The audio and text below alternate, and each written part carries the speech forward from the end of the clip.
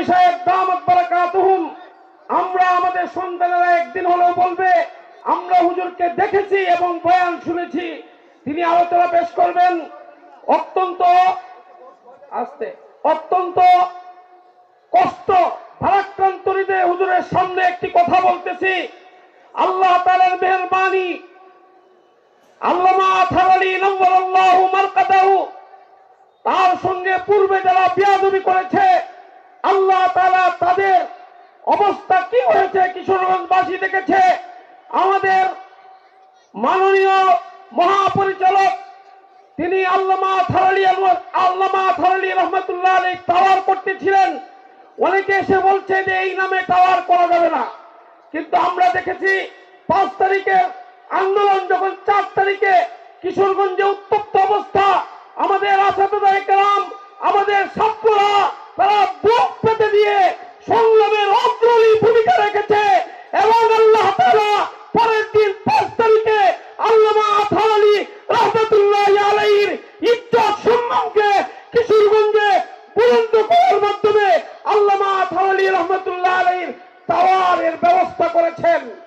এই পর্যায়ে আমাদের সামনে গুরুত্বপূর্ণ আলোচনা রাখছেন মুজাহিদ জামান খতিব আজম আল্লামা নুরুল ইসলাম ওলিপুরি দামাত বারাকাতুহু। একটি ঘোষণা, আল্লামা ওলিপুরি দামাত বারাকাতুহু সাহেবের বইসমূহের তালিকা। প্রকৃত আহলে সুন্নাত ওয়াল জামাত পরিচিতি, মাওয়াইজে ওলিপুরি, প্রথম ও দ্বিতীয় খণ্ড, কোরআন হাদিস থাকতে মাযহাব মানব কেন, জশ্নে জুলুস ঈদ মিলাদুন নবী সাল্লাল্লাহু আলাইহি ওয়াসাল্লাম, তাসাউফ ও আত্মশুদ্ধি। যারা আমরা হযরতের বয়ানের পরে বইগুলো সংগ্রহ করব, স্টেজের পিছনে গাড়ি আছে, যথাস্থান থেকে ইনশাআল্লাহ আমরা উপযুক্ত মূল্য দিয়ে বইগুলো সংগ্রহ করব।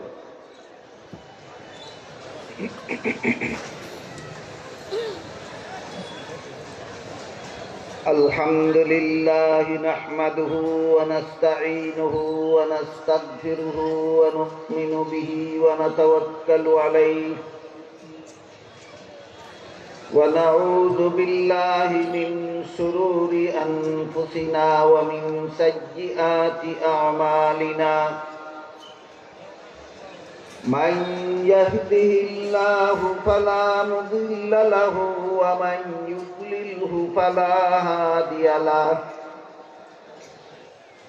ونشهد أن لا إله إلا الله وحده لا شريك له ونشهد أن سيدنا ونبينا ومولانا محمدا عبده ورسوله صلى الله تعالى عليه وعلى آله وأصحابه وبارك وسلم. أما بعد فأعوذ بالله من الشيطان الرجيم. بسم الله الرحمن الرحيم. وما آتاكم الرسول فخذوه وما نهاكم عنه فانتهوا. وقال رسول الله صلى الله عليه وسلم كل أمتي يدخلون الجنة إلا من أبى. قيل ومن أبى؟ قال من أطاعني دخل الجنة ومن عصاني فقد أبى، أو كما قال عليه الصلاة والسلام. শ্রদ্ধেয় সভাপতি হযরত উলামায়ে কেরাম, সম্মানিত সুধী সমাজ, দূর দূরান্ত থেকে আগত সর্বস্তরের মুসলমান ভাইয়েরা আমার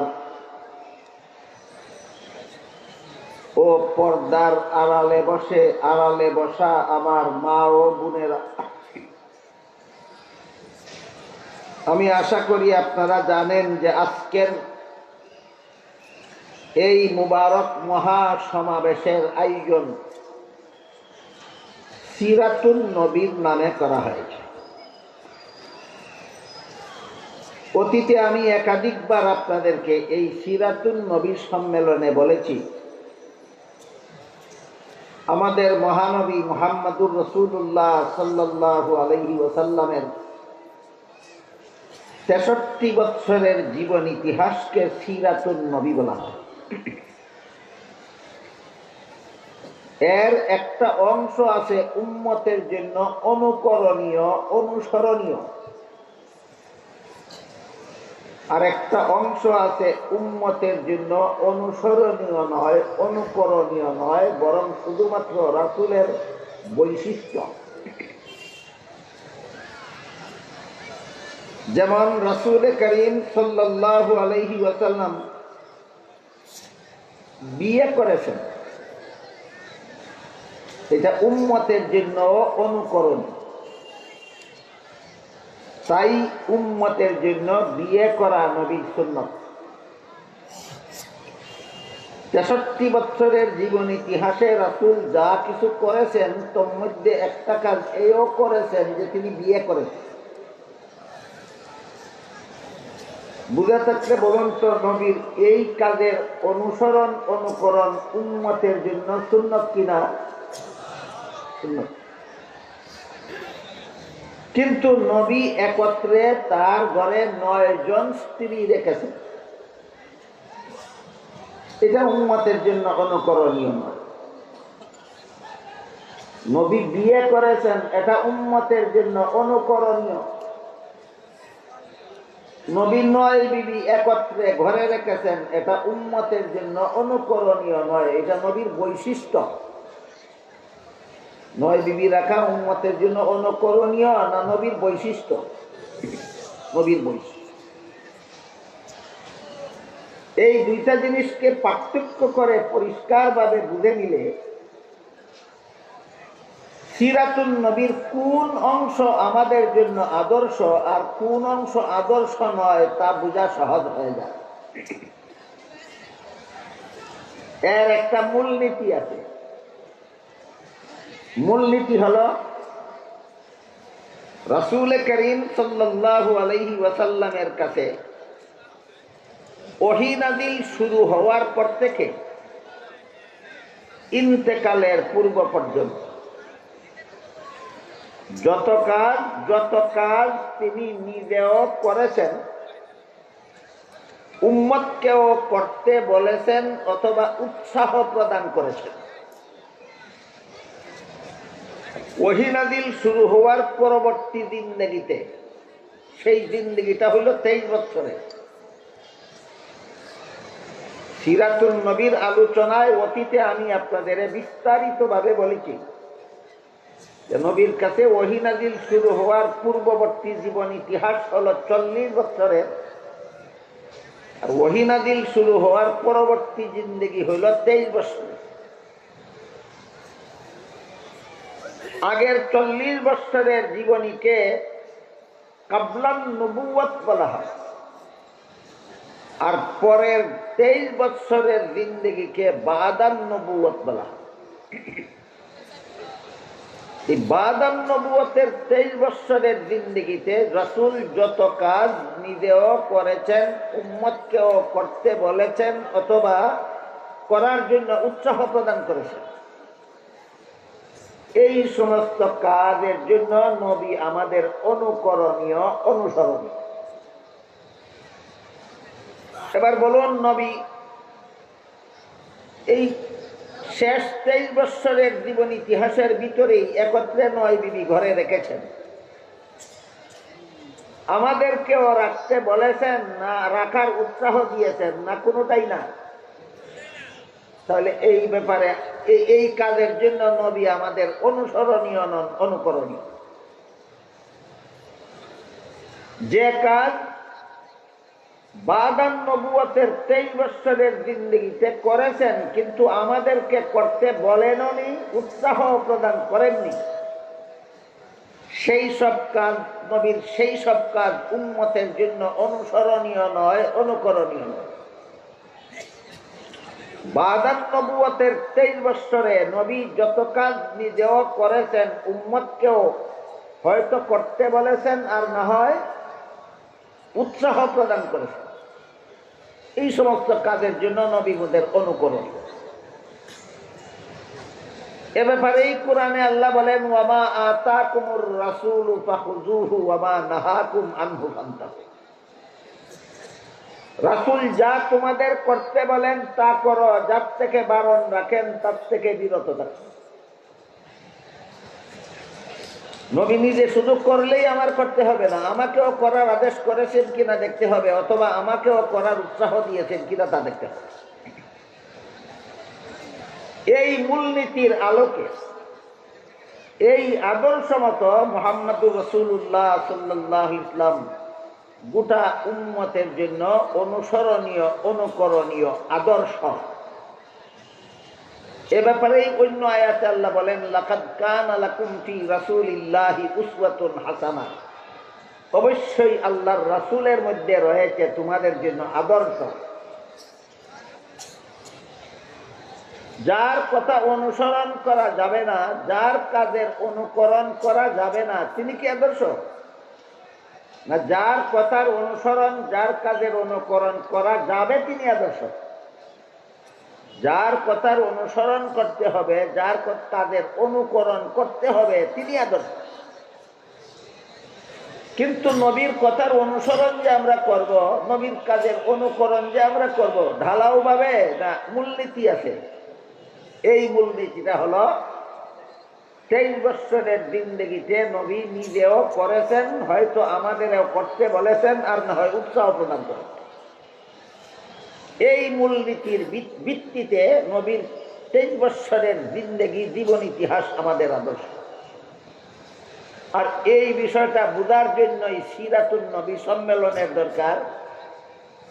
এই বিষয়টা পরিষ্কারভাবে অনুধাবন করার জন্যই সিরাতুন নবীর আলোচনা শোনা দরকার, আলোচনা করা দরকার, আলোচনা বোঝা দরকার, যেন আমরা এই জীবন ইতিহাস থেকে বেছে নিতে পারি নবীর জীবনের কোন কোন কথা আমার অনুসরণ করতে হবে, নবীর জীবনের কোন কোন কাজ আমাকে অনুকরণ করতে হবে। এই 23 বছরের জিন্দেগিতে মহানবী মুহাম্মদুর রাসূলুল্লাহ সাল্লাল্লাহু আলাইহি ওয়াসাল্লাম মানব জীবনের এমন কোন স্তর বাকি রাখেননি যে স্তরের জন্য কোনো আদর্শ রেখে যান। মানব জীবনের সর্বস্তরের জন্য 23 বছরের জিন্দেগিতে আমাদের নবী আমাদের জন্য আদর্শ রেখে গেছেন, অনুসরণীয়, অনুকরণীয় আদর্শ রেখে গেছেন। আমাদের বর্তমান বাংলাদেশে একটা প্রয়োজনীয়তা বিশেষভাবে উপলব্ধি করা যাচ্ছে এবং অনেক বুদ্ধিজীবী চিন্তাবিদদের মুখেও শোনা যাচ্ছে, সেটা হলো আমাদের একটা জাতীয় ঐক্যের দরকার। আমাদের একটা জাতীয় ঐক্যের দরকার, দেশের হেফাজতের জন্য, দেশ রক্ষার জন্য, ঈমান রক্ষার জন্য একটা শক্তিশালী ঐক্যের দরকার। আপনারা কি এই দরকারটা মনে করেন? দেশ রক্ষার জন্য, ঈমান রক্ষার জন্য বর্তমানে, বিশেষত বর্তমান অবস্থার প্রেক্ষিতে আমাদের জন্য শক্তিশালী কোনো ঐক্যের দরকার, এটা সবাই উপলব্ধি করতেছে। এই ব্যাপারে কি আমাদের নবীর রেখে যাওয়া কোনো আদর্শ নাই? অবশ্যই।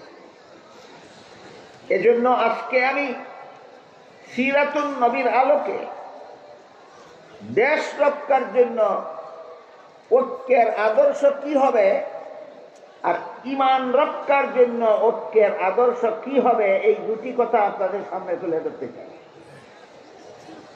মনে রাখতে হবে, দেশ রক্ষার জন্য ঐক্যের রূপরেখা আর ঈমান রক্ষার জন্য ঐক্যের রূপরেখা একরকম নয়। দেশ রক্ষার জন্য ঐক্যের রূপরেখা নবীর আদর্শ মত ভিন্ন রকম, ইমান রক্ষার জন্য ঐক্যের রূপরেখা নবীর আদর্শ মত ভিন্ন রকম। এই দু ধরনের ঐক্যের দু ধরনের রূপরেখা উপলব্ধি করার অভাবে আজকাল অনেকেই ঐক্যের প্রয়োজনীয়তা উপলব্ধি করতেছেন, কিন্তু উভয় প্রকারের ঐক্যকে একাকার করে ফেলতেছেন, জগা খিচুড়ি পাকিয়ে ফেলতেছেন, যে কারণে ঐক্য তো হচ্ছে না, বরং পাল্টা আরো বিভ্রান্তির সৃষ্টি হচ্ছে সমাজে। এই বিভ্রান্তি মুক্ত একটা সফল ঐক্যে যাতে আমরা উপনীত হতে পারি, সেজন্য রাসূলের সিরাতুন নবীর আদর্শের আলোকে দেশ রক্ষার ঐক্যের জন্য নবী কি আদর্শ রেখে গেছেন, আর ইমান রক্ষার ঐক্যের জন্য নবী কি আদর্শ রেখে গেছেন, পৃথক পৃথক ভাবে আমি আপনাদের সামনে তুলে ধরতে চাই। সিরাতুন নবীর আলোচনা যারা বৎসরের পর বৎসর শুনেন, জীবনভর শুনে চলেছেন, তাদের জানা থাকার কথা রাসূল করিম সাল্লাল্লাহু আলাইহি ওয়াসাল্লামের কাছে কুরআন নাযিল শুরু হওয়ার পরে আরো 13 বছর মক্কা শরীফে অবস্থান করেছিলেন। এই 13 বছরের জীবন ইতিহাসকে সিরাতুন নবীর ভাষায় রাসূলের মক্কি জিন্দেগি বলা হয়। ওহী নাযিল শুরু হওয়ার পরে যে আরো 13 বছর মক্কায় অবস্থান করেছিলেন, এই 13 বছরের জীবন ইতিহাসকে কি জিন্দেগি? মক্কি জিন্দেগি বলা। আগে গেল 40 আর পরের 13, 40 আর 13, 53 বছর বয়সে রাসূল করিম সাল্লাল্লাহু আলাইহি ওয়াসাল্লাম মক্কা শরীফ থেকে হিজরত করে মদিনা শরীফ গেলেন। সেখানে অবস্থান করেছিলেন আরো 10 বছর, এই জীবনের শেষ 10 বছর। সুতরাং মদিনা শরীফ হিজরত করে মদিনা শরীফ চলে যাওয়ার পর আরো যে 10টি বছর সেখানে অবস্থান করেছিলেন, সেই 10 বছরের অবস্থানকালীন জীবন ইতিহাসকে সিরাতুন নবীর ভাষায় মাদানী জিন্দেগি বলা হয়। 13 বছরের মক্কি জিন্দেগি আর 10 বছরের মাদানী জিন্দেগি। 13 বছরের মক্কি জিন্দেগি আর 10 বছরের মাদানী জিন্দেগি। আমি অতীতে আপনাদেরকে বলেছি, 13 বছরের মক্কি জিন্দেগির আলাদা একটা বৈশিষ্ট্য আছে, 10 বছরের মাদানী জিন্দেগির আরো আলাদা একটা বৈশিষ্ট্য। পৃথক পৃথক বৈশিষ্ট্য সহ বুঝলে সিরাতুন নবীর আলোচনা শোনা বোঝা সার্থক, একাকার করে বোঝার চেষ্টা করলে সফল হবে না, সার্থক হবে না। 13 বছরের মক্কি জিন্দেগির বৈশিষ্ট্য ছিল দিন প্রচার করুন, দিনের দাওয়াত দিন, মানুষের ব্যক্তি জীবন গঠন করুন, পারিবারিক জীবন গঠন করুন। এই পথে যদি কোনো বেদিন কাফির বাধা হয়ে দাঁড়ায়, তাদের প্রতি ভ্রুক্ষেপ করবেন না। তারা যদি অত্যাচার করে, প্রতিশোধ নিতে যাবেন না। তারা যদি হামলা করে, মোকাবেলা করতে যাবেন না। নীরবে সহ্য করুন আর দাওয়াতের কাজ চালু রাখুন।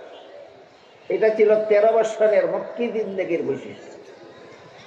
এই সুযোগে মক্কার সন্ত্রাসীরা দীর্ঘ 13টি বছর পর্যন্ত নবীকে এবং নবীর অনুসারী নিরীহ মুসলমানদেরকে অবর্ণনীয় জুলুম অত্যাচার করেছে।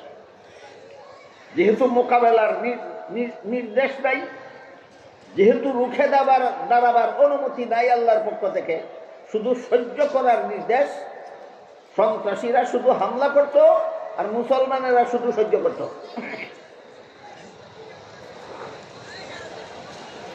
এমত অবস্থায় যখন 13টি বছর চলে গেল, আল্লাহ পাক রব্বুল আলামিন হুকুম দিলেন মক্কা শরীফ ছেড়ে, জন্মস্থান ছেড়ে দেশান্তর হয়ে মদিনা শরীফ চলে যাবে।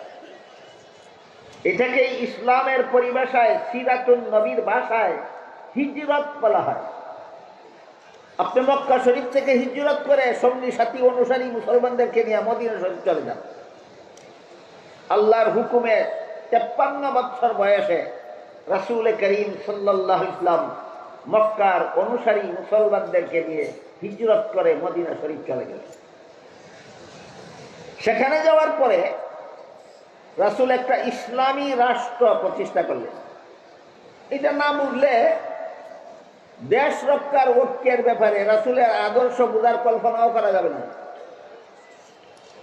হিজরত করে মদিনা শরীফ গিয়ে রাসূল একটা রাষ্ট্র প্রতিষ্ঠা করেছিলেন, এটা আগে বুঝে নিতে হবে।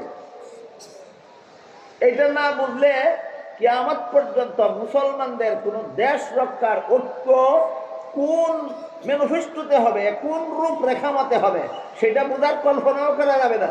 তাই আগে বুঝে নিতে হবে হিজরতের পর 10 বছরের মাদানী জিন্দেগিতে আল্লাহর রাসূল একটা রাষ্ট্র প্রতিষ্ঠা করেছিলেন। সেই রাষ্ট্রের সংবিধানটা আগে বুঝে নিতে হবে। আমার কথা বুঝে থাকলে বলুন, রাসূল একটা রাষ্ট্র প্রতিষ্ঠা করেছিলেন মক্কি জিন্দেগিতে না মদনী জিন্দেগিতে? মাদানী জিন্দেগিতে রাষ্ট্র প্রতিষ্ঠা করে দিয়েছে এবং সেই রাষ্ট্রের পরিচালনার জন্য আল্লাহর রাসূল একটা লিখিত সংবিধানও তৈরি করেছে। কোন ইতিহাসে পাওয়া যায় একমাত্র মুহাম্মদুর রাসূলুল্লাহ সাল্লাল্লাহু আলাইহি ওয়াসাল্লাম সর্বপ্রথম ব্যক্তি পৃথিবীর ইতিহাসে যিনি রাষ্ট্র পরিচালনার জন্য একটা লিখিত সংবিধান তৈরি করেছিলেন। তার আগে দুনিয়ার বিভিন্ন দেশের রাজা বাদশারা যে দেশ শাসন করত, তাদের সুনির্দিষ্ট কোনো লিখিত সংবিধান ছিল না। প্রথাগত কতগুলি মূল নীতি, প্রথাগত মুখস্থ করা কতগুলি নীতিমালার ভিত্তিতে তারা দেশ শাসন করত। একমাত্র ব্যক্তি মুহাম্মদুর রাসূলুল্লাহ সাল্লাল্লাহু আলাইহি ওয়াসাল্লাম হিজরত করে মদিনা শরীফ যাওয়ার পর একটা রাষ্ট্র প্রতিষ্ঠা করলেন। সেই রাষ্ট্রকে পরিচালনার জন্য একটা পরিপূর্ণ সংবিধান তৈরি করলেন। ইতিহাসের ভাষায় সেই সংবিধানটার নাম ছিল মদিনা সনদ। নামটা মনে রাখেন। রাসূল মদিনায় গিয়ে রাষ্ট্র প্রতিষ্ঠা করার পর রাষ্ট্রটা পরিচালনা করার জন্য একটা সংবিধান তৈরি করেছিলেন। ইতিহাসের ভাষায় সংবিধানটার নাম ছিল মদিনা সনদ। এই সংবিধান তৈরির মাধ্যমে রাসূল উম্মতের রাষ্ট্র পরিচালনার একটা মূলনীতি শিক্ষা দিলেন। সেটা হলো রাষ্ট্রের নাগরিকরা যদি এই রাষ্ট্রে সুখে শান্তিতে বসবাস করতে চায়, নিয়ম শৃঙ্খলা বজায় রেখে যদি জীবনযাপন করতে চায়, তাহলে এর জন্য কিছু নীতিমালা লিখিতভাবে থাকতে হবে, যাকে আমাদের বর্তমান পরিভাষায় আইন শৃঙ্খলা বলা হয়। এইভাবে দেশের সমস্ত জনগণকে সরকারি আইন শৃঙ্খলা মেনে চলতে হবে। দেশকে সুশাসন করতে হলে, দেশকে শান্তিপূর্ণভাবে শাসন করতে হলে আইন শৃঙ্খলার ব্যবস্থা দেশের মধ্যে চালু করতে হবে। এই সংবিধান তৈরির মাধ্যমে রাসূল উম্মতকে এই রাষ্ট্রের এই আদর্শ শিক্ষা দিলেন। বুঝে থাকলে বলুন, আইন শৃঙ্খলা ছাড়া দেশ শান্তিতে চলবে না অশান্তিতে পড়বে? এই জন্য সংবিধান লাগবে। আইন শৃঙ্খলা ঠিক রাখতে হলে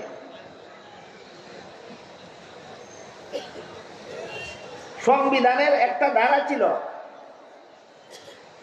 এই মদিনায় যে সমস্ত মুসলমানেরা বসবাস করে তারা যেভাবে তাদের ইসলাম ধর্ম পালনে স্বাধীন, মদিনায় যে সমস্ত অমুসলিম ইহুদিরা বাস করে তারাও তাদের ধর্ম পালনে স্বাধীন।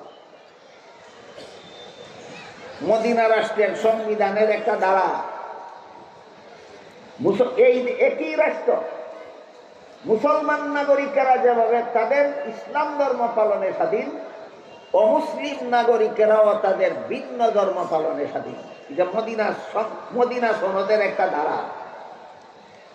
আমরা একটু যাচাই করে দেখি ধারাটা কোরআন বিরোধী কিনা।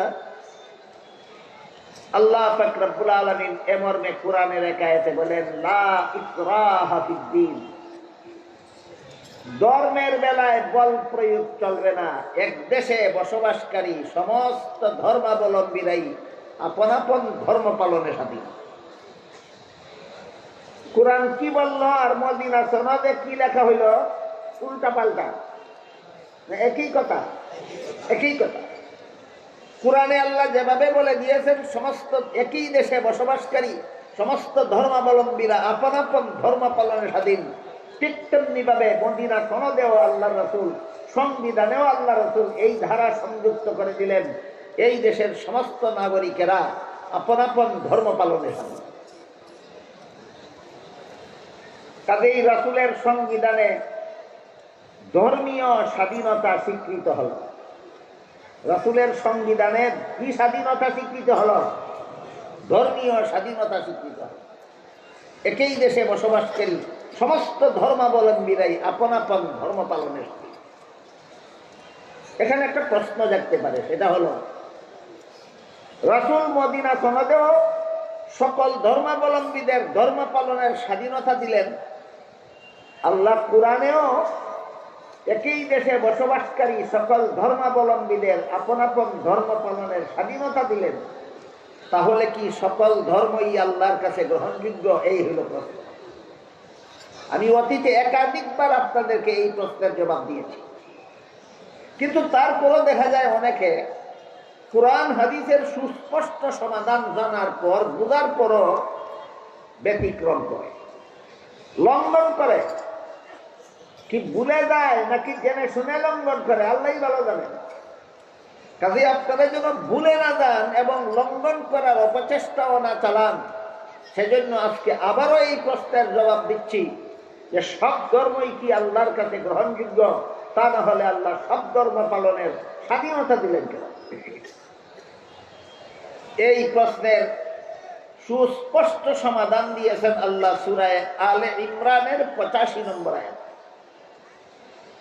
সেখানে আল্লাহ বলেন, মান ইয়াবতাগি গায়রাল ইসলামি দীনান ফালান ইউকবালা মিন ওয়া হুয়া ফিল আখিরাতি মিনাল খাসিরিন।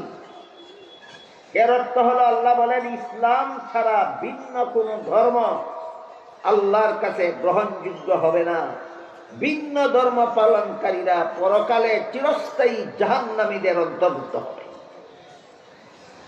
তাহলে প্রশ্নের জবাব অস্পষ্ট রইল না সুস্পষ্ট হলো? একমাত্র ইসলাম ছাড়া আর কোন ধর্ম আল্লাহর কাছে গ্রহণযোগ্য নয়। এখন আরো জটিল প্রশ্ন জাগে, সেটা হলো ইসলাম ছাড়া আর কোন ধর্মই যদি আল্লাহর কাছে গ্রহণযোগ্য না হয়, তাহলে সেই সব ধর্ম পালনের স্বাধীনতা দিলেন কেন? আর স্বাধীনতাই যদি দিলেন তাহলে গ্রহণযোগ্য হবে না কেন, হবে না কেন? এই প্রশ্নের জবাব অতীতে আমি আপনাদের একটি উদাহরণের মাধ্যমে দিয়েছি, আজকে আবারও দিচ্ছি। যে কোনো শিক্ষা প্রতিষ্ঠানে শিক্ষাদান সমাপ্ত করার পর পরীক্ষা হয় ছাত্রদের। Azimuddin high school মাঠটিরা, Azimuddin high school মাঠের পাশ দিয়ে যে রাস্তা শহরে ঢুকেছে, এই রাস্তা দিয়ে আমি একাধারে 3 বছর জামিয়া ইমদাদিয়ায় আসা যাওয়া করেছি লেখাপড়া করার সময়। তখন থেকে আমি জানি যে আজিমউদ্দিন হাই স্কুল মাঠ। এই আজিমউদ্দিন হাই স্কুলে যত ক্লাসে যত ছাত্ররা পড়ে, তাদের কমপক্ষে বৎসরাংশে কোনো পরীক্ষা হয় কিনা? পরীক্ষার্থী ছাত্ররা যখন পরীক্ষার প্রশ্নপত্র হাতে নিয়ে বসে, সমস্ত পরীক্ষার্থীরাই কি প্রশ্নের সঠিক জবাব লেখে না অনেকে ভুলও লেখে? ভুল লেখার দ্বারা পাশ করার সম্ভাবনা আছে না নিশ্চিত ফেল? তাহলে পরীক্ষক এবং শিক্ষকরা ভুল লিখতে বাধা দেয় না কেন? যেই লেখার কারণে ফেল করবে এমন লিখতে বাধা দেয় না কেন? আর বাধাই যদি দিল না তাহলে ফেল করবে কেন? এই প্রশ্নের যেই জবাব, ইসলাম ছাড়া অন্য ধর্ম পালনকারী যদি জাহান্নামেই যাবে, তাইলে আমরা তাদেরকে বাধা দেব না কেন? আর বাধাই যদি দেব না তাহলে গ্রহণযোগ্য হবে না কেন? এই প্রশ্নেরও সেই জবাব। উভয় প্রশ্নের কি জবাব? জবাবটা হইল নিয়ম রক্ষার জন্য, গ্রহণযোগ্যতার কারণে নয়। পরীক্ষার্থী ছাত্র প্রশ্নের জবাব ভুল লিখলে বাধা দেওয়া যাবে না, গ্রহণযোগ্যতার কারণে নয়, নিয়ম রক্ষার জন্য। বাধা দিলে এটা পরীক্ষাই থাকে না। আপনারাই বলুন, পরীক্ষার্থী ছাত্র প্রশ্নের জবাব ভুল লিখতে যদি কেউ বাধা দেয়, এটা পরীক্ষা থাকে? ওই পরীক্ষাই থাকে না। সুতরাং এটা পরীক্ষার নিয়ম, বাধা দেওয়া যাবে না ভুল লেখলেও। ঠিক তেমনি ভাবে এইটা দুনিয়ার নিয়ম, ভ্রান্ত ধর্ম পালন করলেও বাধা দেওয়া যাবে না। গ্রহণযোগ্যতার কারণে না নিয়ম রক্ষার জন্য। এই সুযোগে যদি কোনো পরীক্ষার্থী ছাত্র ইচ্ছা মতো প্রশ্নের জবাব ভুল লেখে, তাহলে যেভাবে তার কপালে গুড়ার ডিম ছাড়া আর কিছু নাই, ঠিক তেমনি ভাবে এই সুযোগে যদি দুনিয়াতে কেউ ইসলাম ছাড়া আর কোনো ধর্ম পালন করে, তার কপালে ও গুড়ার ডিম ছাড়া আর কিছু নাই। গুড়ার ডিম নয়, জাহান্নাম ছাড়া আর কিছু নাই। অথচ আমাদের দেশে বেশ কয়েক বছর যাবৎ একটা মস্তানি কথা প্রচার করা হচ্ছে। মস্তানি কথা। কথাটা কি? কথাটা হলো মুসলমানেরা হিন্দুদের পূজার উৎসবে অংশগ্রহণ করে আর বলে ধর্ম যার যার, উৎসব সবার। কয়েক বছর যাবৎ আমাদের দেশে এই কথাটা বলা হচ্ছে কিনা? ধর্ম যার যার, উৎসব সবার। আমি জবাব দেবার আগে জিজ্ঞাসা করতে চাই, ধর্ম যার যার, উৎসব সবারই যদি হয়, তাই বলে যদি মুসলমান দুর্গা পূজার উৎসবে গিয়ে মিষ্টি খেতে পারে, তাহলে তো হিন্দুরাও মুসলমানের ঈদুল আজহার উৎসবে এসে গরুর গোশত খেতে পারে। হে বেহায়া বেলাদা মুসলমানের দল, যারা হিন্দুদের দুর্গা পূজার উৎসবে অংশগ্রহণ করো, তোমরা হিন্দুদেরকেও গরু খাওয়ার উৎসবে অংশগ্রহণ করাও, যেহেতু ধর্ম যার যার। আমি বলি এটা একটা মস্তানি স্লোগান, যে কোনো বিবেকবানের স্লোগান নয়, মস্তানি স্লোগান। কেউ যদি বলে কৃষিকাজ যার যার, ফসল সবার, মানবে কোনো পাগলে? কেউ যদি বলে ব্যবসা যার যার, মুনাফা সবার, মানবে কোনো ছাগলে? কেউ যদি বলে চাকুরি যার যার, বেতন সবার, মানবে? কেউ যদি কয় বিয়া যার যার, বউ সবার, তাহলে মানবে? না, মানবে না। তাহলে এই কথাগুলি বিবেকবানের কথা না মস্তানি? এই কথাগুলি যেমন মস্তানি, তেমনি ভাবে ধর্ম যার যার, উৎসব সবার, একটা চরম মস্তানি কথা।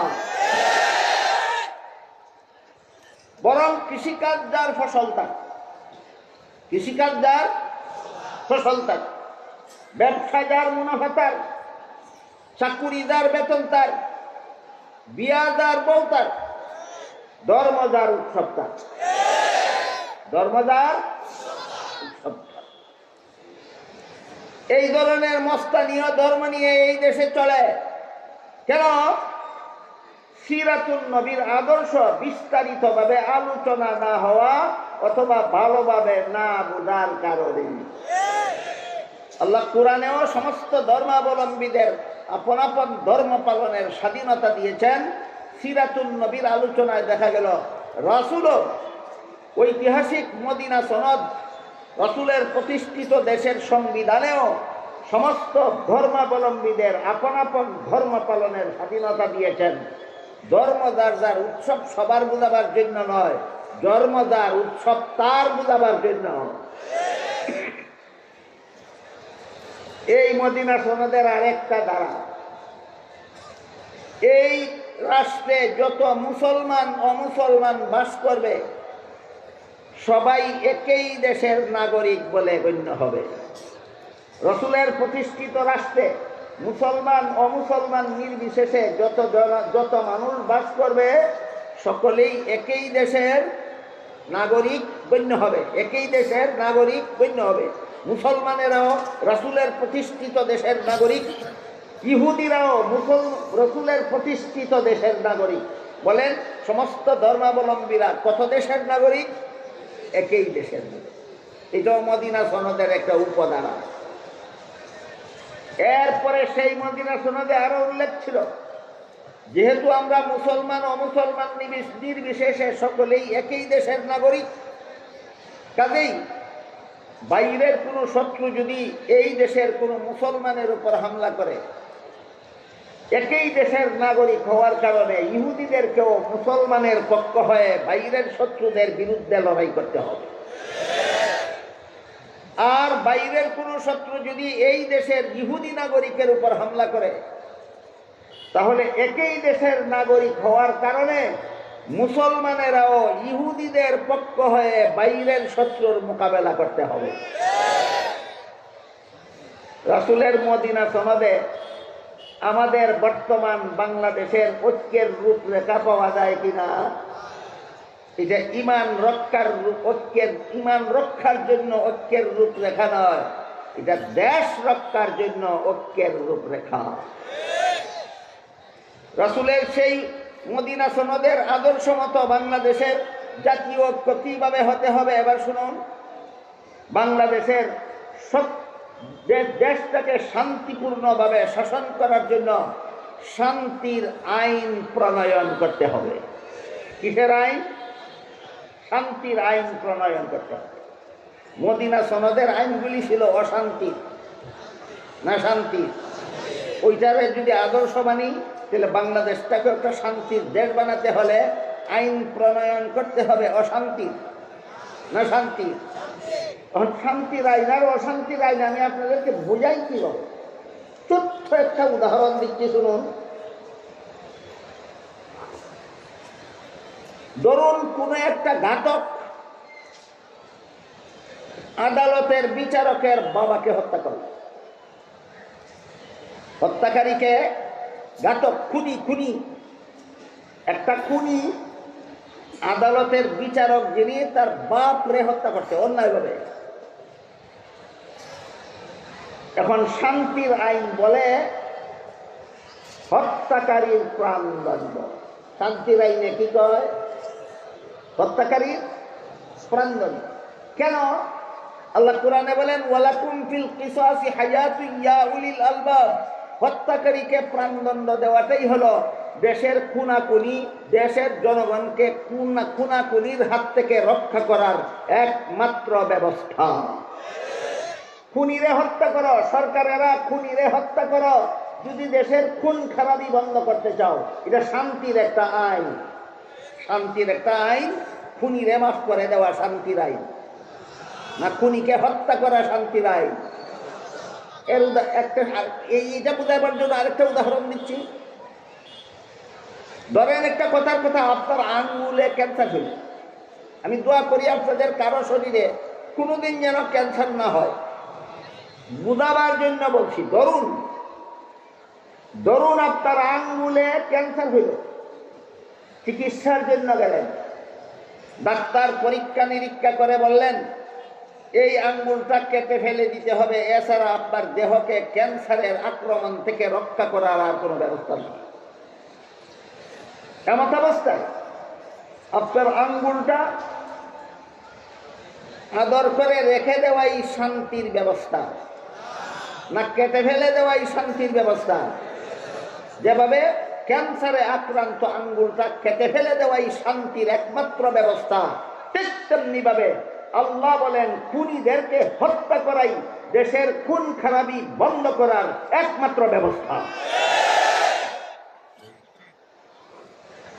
শান্তির আইনের একটা উদাহরণ দিই। এবার আপনারা যে দেশে বাস করেন, এই দেশের একটা এই দেশে এই ব্যাপারে কি আইন আছে বলি? আপনারা পাকিস্তান বাস করেন না হিন্দুস্তান? বাংলাদেশ শোনেন, আপনাদের বাংলাদেশে এই ব্যাপারে কি আইন আছে? বাংলাদেশে এই ব্যাপারে আইন আছে, কোনো খুনি যদি কোনো নির্দোষ মানুষকে হত্যা করে আর আদালত যদি খুনিকে প্রাণদণ্ডের আদেশ দেয়, খুনির অধিকার আছে প্রেসিডেন্টের কাছে প্রাণ ভিক্ষা করা। প্রেসিডেন্টের ঝুলির মধ্যে প্রাণ কতগুলি থাকে আপনারা বলুন? খুনি যে প্রেসিডেন্টের কাছে প্রাণ ভিক্ষা করার অধিকার পাইল, প্রেসিডেন্টের ঝুলির মধ্যে প্রাণ কটা থাকে? ফের নিজের প্রাণের মালিককে আরে বেটারে প্রাণ ভিক্ষা দিব কর্তিকা? এগুলি শান্তির আইন না শান্তি ভঙ্গের আইন? আসলো থেকে একটু পরে বলবো, শুনুন। খুনির যেহেতু অধিকার আছে প্রেসিডেন্টের কাছে প্রাণ ভিক্ষা করার, তাই আদালত খুনির বিরুদ্ধে ফাঁসির হুকুম দেওয়ার পরেও যদি নির্ধারিত সময়ের ভিতরে খুনি প্রেসিডেন্টের কাছে প্রাণ ভিক্ষা চায়, আর প্রেসিডেন্ট যদি বলে আমি তোমাকে প্রাণ ভিক্ষা দিলাম, তাহলে আদালতের অধিকার নাই এই খুনিকে প্রাণদণ্ড দেওয়ার। এবার আপনারাই বলুন, খুনি যদি প্রেসিডেন্টের কাছ থেকে প্রাণ ভিক্ষা পেয়ে খালাস পেয়ে যায়, এই সমাজে খুন খারাপি কখন বন্ধ হবে? বন্ধ হবে না আরো বেশি চালু হবে? রাসূলের মদিনা সনদ কি শিক্ষা দিছিল? অশান্তির আইনে দেশ শাসন করো না শান্তির আইনে দেশ শাসন করো? শান্তির আইনে দেশ শাসন করো। এইরকম আইন শৃঙ্খলা দেশের সমস্ত নাগরিক, মুসলমান অমুসলমান নির্বিশেষে দেশের সমস্ত নাগরিককে মেনে নিতে হবে যদি শান্তির দেশ গঠন করতে চাও।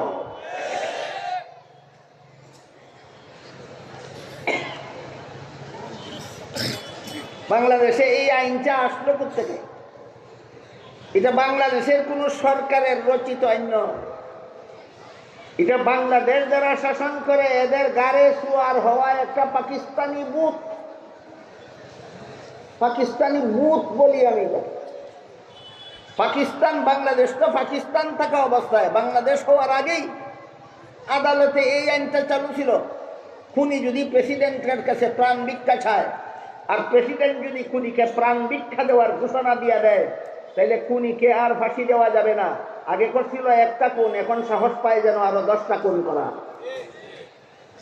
বলেন আইনের নামে এই বুথ কোন দেশ থেকে আমদানি করা? পাকিস্তান থেকে আমদানি করা। এই পাকিস্তানি আদালতের বুথ এখনো বাংলাদেশ যারা শাসন করে এদের ঘাড়ে বসা। পাকিস্তানি বুথ যদি ঘাট থেকে না নামাও, নেতা নেত্রী পাল্টাইলে কোনো কাজ হবে না, নীতি পাল্টাতে হবে। নেতা পাল্টাইলে দেশে শান্তি হয় না, নেত্রী পাল্টাইলে দেশে শান্তি হয় না। অশান্তির আইন পাল্টাইয়া শান্তির আইন প্রতিষ্ঠা করতে হবে, দেশের মানুষকে শান্তিতে বসবাস করার সুযোগ সুবিধা দেওয়া। কারণ বাংলাদেশের মানুষ বেশি পাগল নীতি পাল্টানিত না, নেত্রী পাল্টানি। বাংলাদেশের মানুষ এখন বেশি পাগল নীতি পাল্টানির জন্য না নেত্রী পাল্টানির জন্য। একজন নেত্রী সরাইছে আর একজন নেত্রী বসাইব। একজন নেত্রী সরাইছে আর একজন নেত্রী বসাইব। যে নেত্রীকে বসাইবে সেই নেত্রী অতীতে কোনোদিন এই গদিতে বসেনি। তখন এই নেত্রী যখন দেশে বসা ছিল তখন দেশে শান্তি ছিল? তাহলে আবার এই নেত্রী বসাইয়া কি শান্তির নামে কোন গোড়ার ডিমটা পাইবা তোমরা? এই জন্য শান্তিতে দেশ শাসনের জন্য আইন শৃঙ্খলা শিখতে হবে রাসূলের ওই মদিনা সনদের সংবিধান থেকে। কোথা থেকে? রাসূলের সংবিধান থেকে। দেশে শান্তি প্রতিষ্ঠার আদর্শ শিখতে হবে, সংবিধানের আইন শৃঙ্খলা নির্ধারণ করার আদর্শ শিখতে হবে রাসূলের ঐতিহাসিক মদিনা সনদ থেকে। এমত অবস্থায় আইন শৃঙ্খলা সাব্যস্ত হওয়ার পর যদি দেশের কোনো নাগরিক, মুসলমান হোক বা মুসলমান হোক, সংবিধান শান্তির আইনের সংবিধান রচিত হলে পরে দেশের কোনো নাগরিক মুসলমান হোক অথবা অমুসলমান হোক, সবাইকে এই আইন নীতিমালা এই সংবিধান মেনে নিতে হবে। কোনো নাগরিক যদি এই শান্তির আইন ভঙ্গ করে অথবা অমান্য করে, সাথে সাথে তাকে আদালতে হাজির করে আইনের আওতায় এনে শাস্তির ব্যবস্থা করতে হবে। এটা হইল দেশ রক্ষার জন্য ঐক্যের রূপরেখা। দেশ রক্ষার জন্য ঐক্যের রূপরেখা। রাসূলের মদিনা সনদের 2-1টা ধারা এর আলোকে যদি আপনারা বুঝে থাকেন কথাগুলি, তাহলে বলুন এটা ঈমান রক্ষার জন্য ঐক্যের রূপরেখা না দেশ রক্ষার জন্য ঐক্যের রূপরেখা? এটা দেশ রক্ষার জন্য ঐক্যের রূপরেখা। এই ঐক্য শুধু মুসলমানে হয় না, এই ঐক্য দেশের সমস্ত নাগরিকের মাধ্যমে এই ঐক্য হয়। চাই তুমি মুসলমান হও, চাই তুমি অমুসলমান হও, আমরা সবাই এক দেশের নাগরিক হিসাবে আমরা ঐক্যবদ্ধ। আমরা সবাই শান্তির আইন শৃঙ্খলা মেনে নেব। আমাদের কেউ আইন শৃঙ্খলা লঙ্ঘন করলে আদালতে বিচারের মুখোমুখি হতে বাধ্য থাকবো। আমাদের কেউ উশৃঙ্খল হলে আর সরকার তার বিচার করবে, বিচার মেনে নিতে বাধ্য থাকবো। আমাদের কোনো মুসলমানের উপর অথবা কোনো অমুসলমানের উপর বাইরের শত্রুর চক্রান্ত হইলে, বাইরের শত্রুর কোনো দেশ নষ্ট করার, দেশে বিশৃঙ্খলা সৃষ্টি করার, দেশের অর্থনীতি পঙ্গু করে দেওয়ার, দেশকে ধ্বংসের মুখে ঠেলে দেওয়ার মতো কোনো চক্রান্ত যদি দেশের বাইরের কোনো শত্রু করে, তাইলে দেশের মুসলমান অমুসলমান ঐক্যবদ্ধভাবে বাইরের শত্রুর মোকাবেলা করব। এই হইল দেশ রক্ষার জন্য ঐক্যের রূপরেখা, যা ঐতিহাসিক মদিনা সনদ থেকে আমরা গ্রহণ করতে পারি। এই যে হইল মুহাম্মদুর রাসূলুল্লাহর আদর্শ। এবার বলুন, বাংলাদেশটাকে অর্থনৈতিকভাবে পঙ্গু করে দেওয়ার জন্য, বাংলাদেশে আইন শৃঙ্খলা বিনষ্ট করে দেওয়ার জন্য, বাংলাদেশের সাম্প্রদায়িক সম্প্রীতি ধ্বংস করে দেওয়ার জন্য, গোটা দেশটাকে ধ্বংসের মুখে ঠেলে দেওয়ার জন্য দেশের বাইরের কোনো শত্রু ভিতরের কোনো মির্জাফরের দলকে নিয়ে চক্রান্ত চালাচ্ছে কিনা?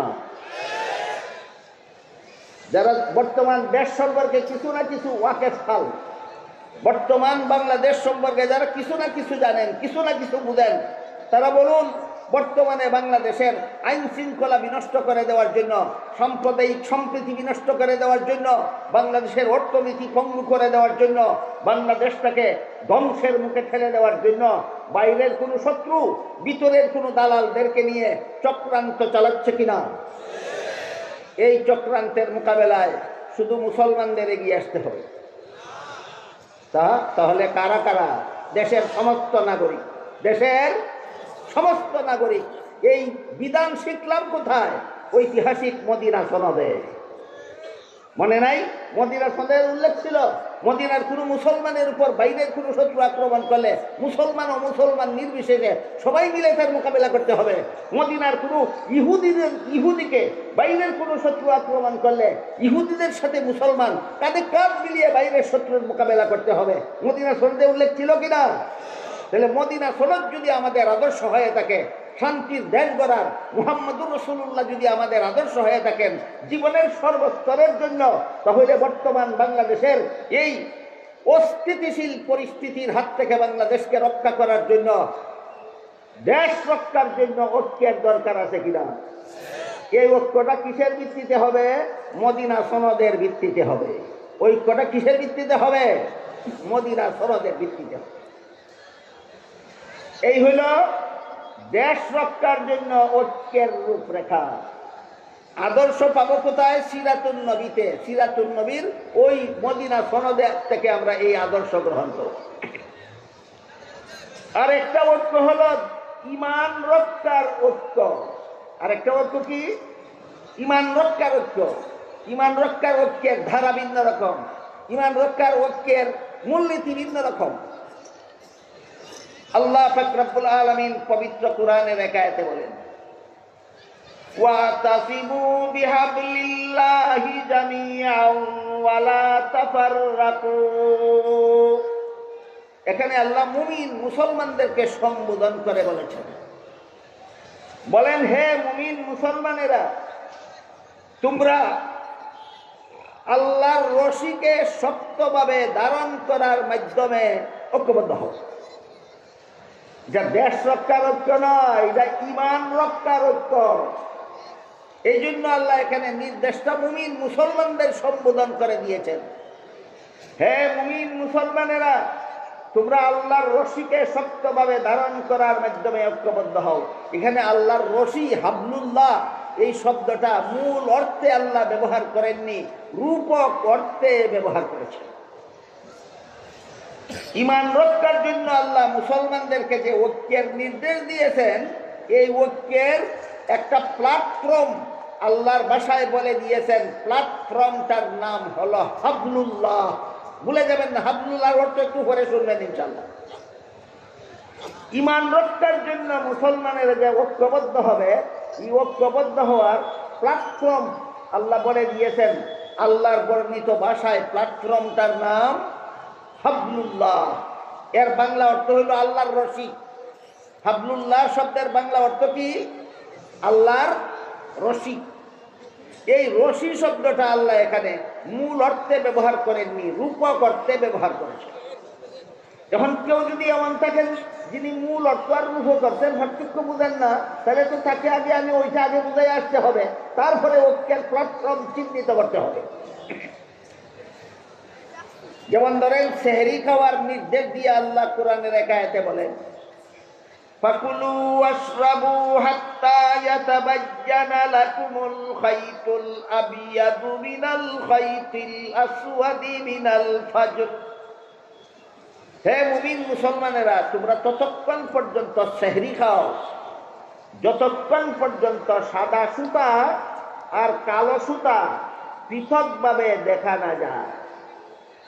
এখানে সাদা সুতা আর কালো সুতা দুইটা শব্দ আল্লাহ ব্যবহার করার কারণে আয়াত নাযিলের পর একজন সাহাবী সেহরি খেতে বসলেন, এক পায়ে একটা সাদা সুতা বাঁধলেন আর এক পায়ে একটা কালো সুতা বাঁধলেন।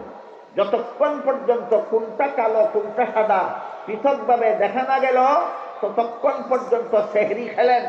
পরের দিন সকালে রসুলের কাছে ঘটনা বর্ণনা করা হলে রসুল পরিষ্কার করে দিলেন, এখানে সাদা সুতা কালো সুতা শব্দ দুইটা মূল অর্থে ব্যবহৃত নয়, রূপক অর্থে। সাদা সুতা বলতে আল্লাহ ভোর রাতের পূর্বাকাশের সাদা রং বুঝিয়েছেন, কালো সুতা বলতে আল্লাহ ভোর রাতে পূর্বাকাশের কালো রং বুঝিয়েছেন। এখানে কালো সুতা অর্থ আকাশের কালো রং, সাদা সুতা অর্থ আকাশের সাদা রং।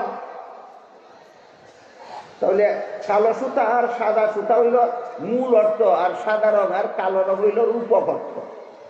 ঠিক তেমনি ভাবে ঐক্য সম্বলিত আয়াতে যে আল্লাহ বলেছেন, হে মুমিন মুসলমানেরা, তোমরা আল্লাহর রশিকে মজবুত ভাবে ধারণ করার মাধ্যমে ঐক্যবদ্ধ হও। এখানে ওইখানে সুতা বলেছিলেন রূহ করতে, এখানে রশি বলেছেন রূহ করতে। এখানে রশি বলতে আল্লাহ তোমরা যে দড়ি বলতে যেটা বুঝো সেটা নয়, এখানে রশি বলতে আল্লাহ বুঝিয়েছেন আল্লাহর দিন। এখানে হাবলুল্লাহ মানে দ্বীনুল্লাহ, আল্লাহর রশি মানে আল্লাহর দ্বীনকে সত্যভাবে ধারণ করার মাধ্যমে মুসলমান তোমরা ঐক্যবদ্ধ হও। মুসলমানের ঐক্যবদ্ধতা হবে ঈমান রক্ষার ঐক্যবদ্ধতা। যে আয়াতে আল্লাহ মুসলমানদেরকে ঐক্যবদ্ধ হওয়ার নির্দেশ দিয়েছেন, সেইখানে ঐক্যের নির্দেশ দেওয়ার আগেই ঐক্যের ঠিকানাটা চিহ্নিত করে দিয়েছেন। মুসলমান ঐক্যবদ্ধ হবে যে ঠিকানায় গিয়ে, সেই ঠিকানাটা হইল আল্লাহর দ্বীন। এই ঠিকানাটা হইল আল্লাহর দ্বীন।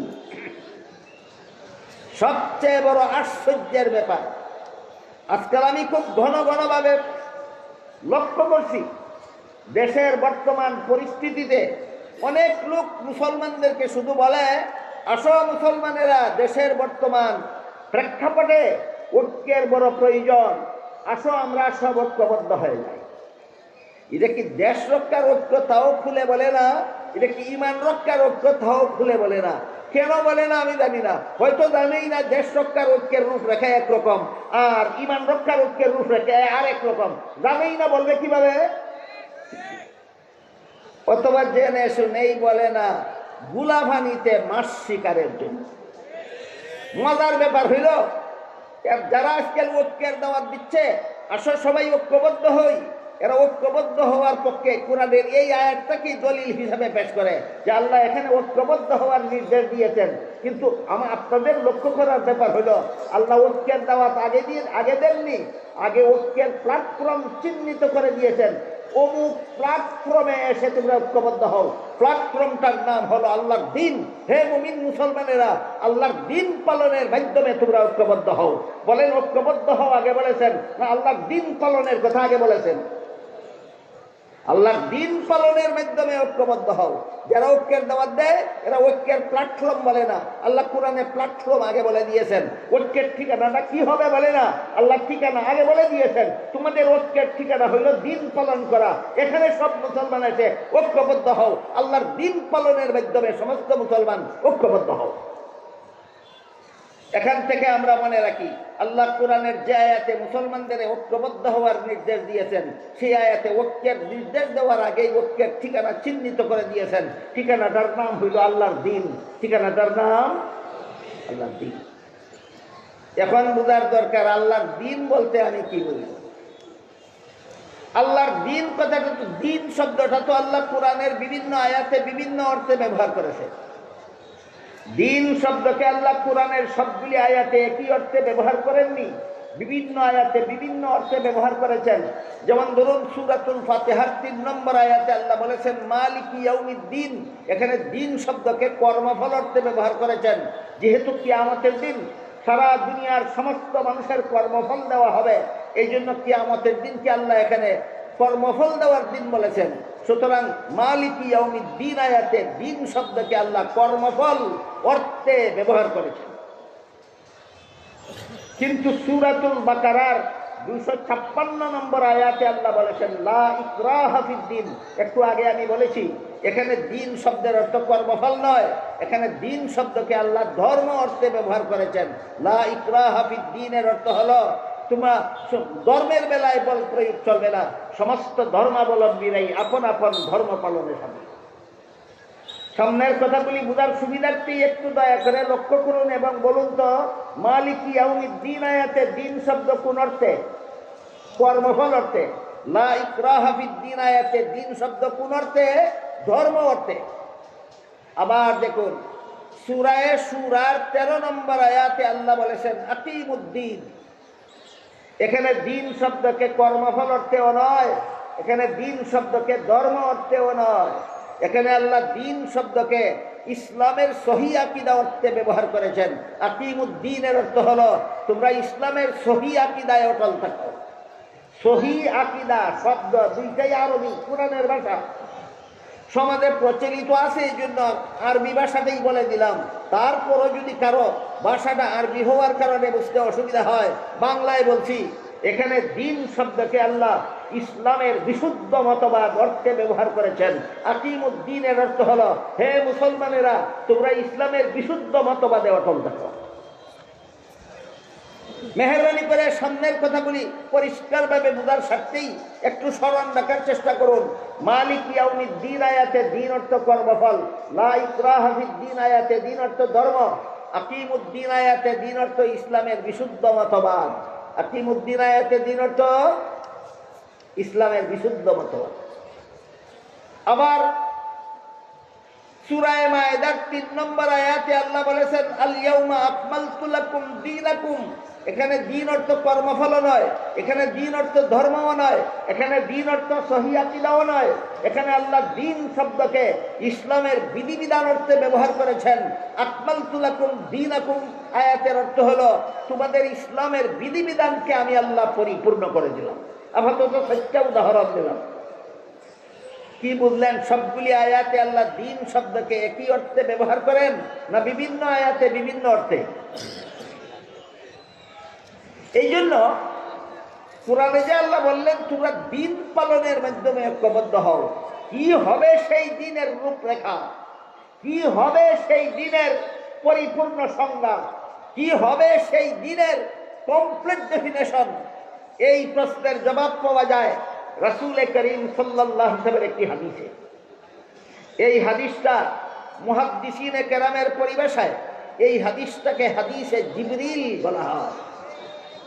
কারণ ওই হাদিসে উল্লেখ আছে জিবরিল ফেরেশতা একজন অচেনা মানুষের আকৃতি ধারণ করে রাসূল করিম সাল্লাল্লাহু আলাইহি ওয়াসাল্লামের কাছে এসেছিলেন, মুখোমুখি হয়ে বসেছিলেন, রাসূলকে কতগুলি প্রশ্ন করেছিলেন।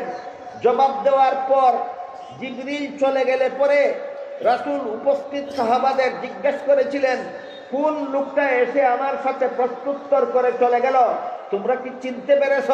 সাহাবাগণ বলেন আমরা চিনতে পারিনি, কারণ জিবরিল এসেছিলেন একজন অচেনা মানুষের আকৃতি ধারণ করে, এই জন্য সাহাবাগণ বলেন আমরা চিনতে পারিনি।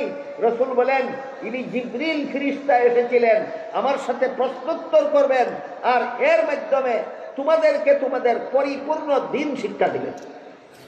তাহলে হাদিসে জিবরিলে আমরা পাবো আমাদের পরিপূর্ণ দিন কোন জিনিসের নাম, যা পালনের মাধ্যমে আল্লাহ আমাদেরকে ইমান রক্ষার জন্য ঐক্যবদ্ধ হতে বলেছেন। আমার কথাগুলি বুঝে থাকলে বলুন, দেশ রক্ষার ঐক্যের রূপরেখা আর ইমান রক্ষার ঐক্যের রূপরেখা সেম সেম না ডিফারেন্স আছে? ডিফারেন্স। দেশ রক্ষার ঐক্যের রূপরেখা আছে ঐতিহাসিক মদিনা সনদে, ইমান রক্ষার ঐক্যের রূপরেখা আছে হাদিসে জিবরিলে। ইমান রক্ষার ঐক্যের রূপরেখা কোথায় আছে? হাদিসে জিবরিলে। রসুল বলেন, জিবরিল এসেছিলেন, আমাকে প্রশ্ন করবেন, আমি জবাব দেব, এর মাধ্যমে তোমরা তোমাদের পরিপূর্ণ দিন শিখে নিবে। তাই দিন শিখার মতো তিনটা প্রশ্ন আছে এখানে, দিন শিখার মতো। এই তিনটা প্রশ্ন এবং জবাবগুলি আমরা আগে একটু বুঝে নিই। এর আগে আমার জন্য একটু সুবিধা হয়, আপনারা কত মিনিট ধৈর্যের সাথে বসে শুনবেন, আর কর্তৃপক্ষের অনুষ্ঠান সূচিতে আমার আর কত মিনিট আছে, এই দুই কথা জানাইলে আমি আলোচনাটা সেই অনুপাতে করতে সুবিধা হবে। আপনারা আর কত মিনিট ধৈর্যের সাথে শোনার জন্য বসতে রাজি আছে? কমপক্ষে আধা ঘন্টা আপাতত। হ্যাঁ, আধা ঘন্টার জন্য আপাতত আধা ঘন্টার জন্য মানসিকভাবে প্রস্তুতি নিয়ে বসুন। এবার আমরা একটা একটা করে জিবরিলের প্রশ্নগুলি, যে প্রশ্নের জবাবে আমাদের পরিপূর্ণ দিন শিক্ষা দেওয়া হয়েছে, সেই প্রশ্নগুলি জবাব সহ আমরা একটু শোনার বোঝার চেষ্টা করি। এই তিন প্রশ্নের মধ্যে জিবরিল রাসূলকে একটা প্রশ্ন এই করেছিলেন, মাল ঈমান। এর অর্থ হলো ঈমান কাকে বলে? মাল ঈমান অর্থ ঈমান কাকে বলে? জবাবে রাসূল বলে দিলেন, 6টা কথা বিশ্বাস করার নাম ঈমান। জবাবে কি বলে দিলেন রাসূল? কত কথা বিশ্বাস করার নাম ঈমান? 6 কথা।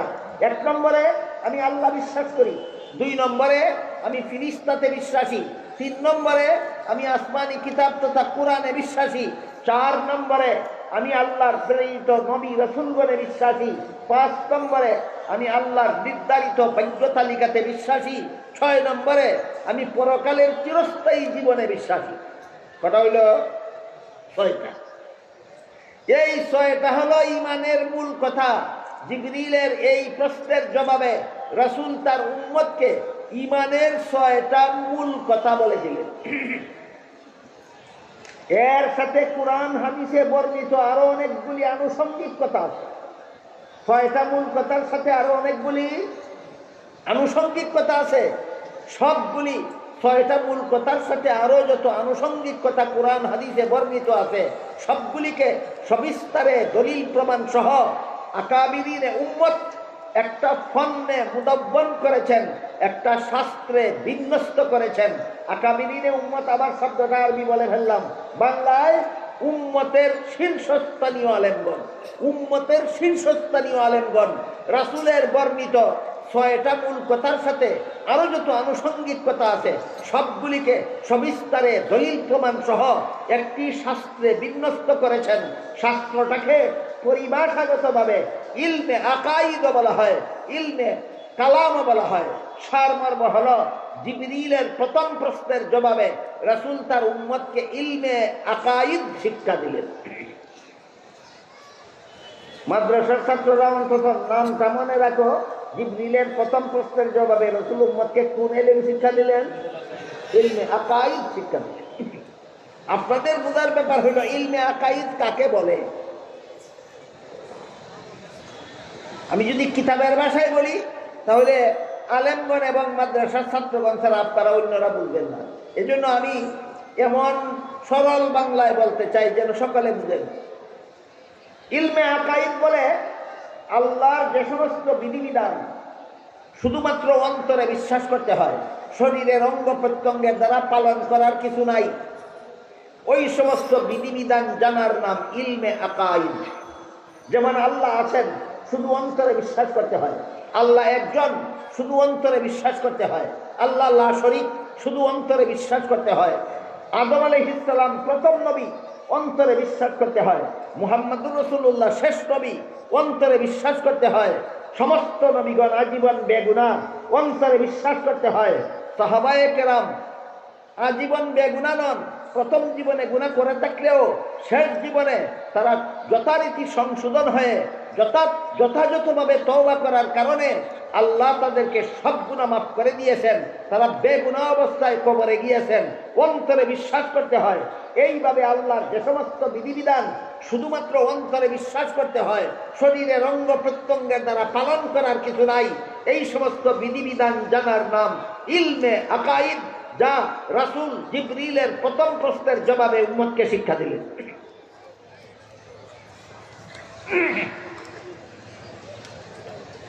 এবার জিবরিল 2 নম্বর প্রশ্ন করলেন, মাল ইসলাম, ইসলাম কাকে বলে? প্রথম প্রশ্ন কি ছিল? ঈমান কাকে বলে? জবাবে রাসূল ঈমানের 6টা মূল কথা বলে দিয়েছিলেন। দ্বিতীয় প্রশ্ন হলো ইসলাম কাকে বলে? জবাবে রাসূল ইসলামের 5টা মূল কথা বলে দিয়েছেন। এটা মনে রাখুন, ঈমানের মূল কথা 6টা আর ইসলামের মূল কথা 5টা। এটাও মনে থাকবে না? ঈমানের মূল কথা 6টা আর ইসলামের মূল কথা 5টা। 1 নম্বর মুখে কলেমা উচ্চারণ করা, 2 নম্বর 5 বেলা নামাজ কায়েম করা, 3 নম্বরে রমজান মাসে রোজা রাখা, 4 নম্বরে ধনী হলে যাকাত দেওয়া, 5 নম্বরে সামর্থ্যবানদের হজ করা।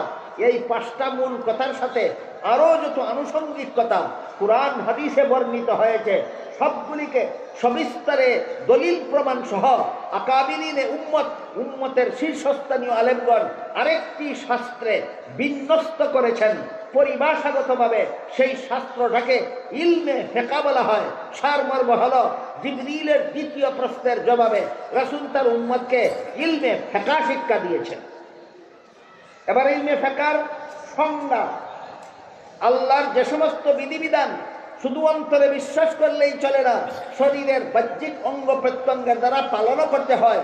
ওই সমস্ত বিধিবিধান জানার নাম ইলমে ফিকহ।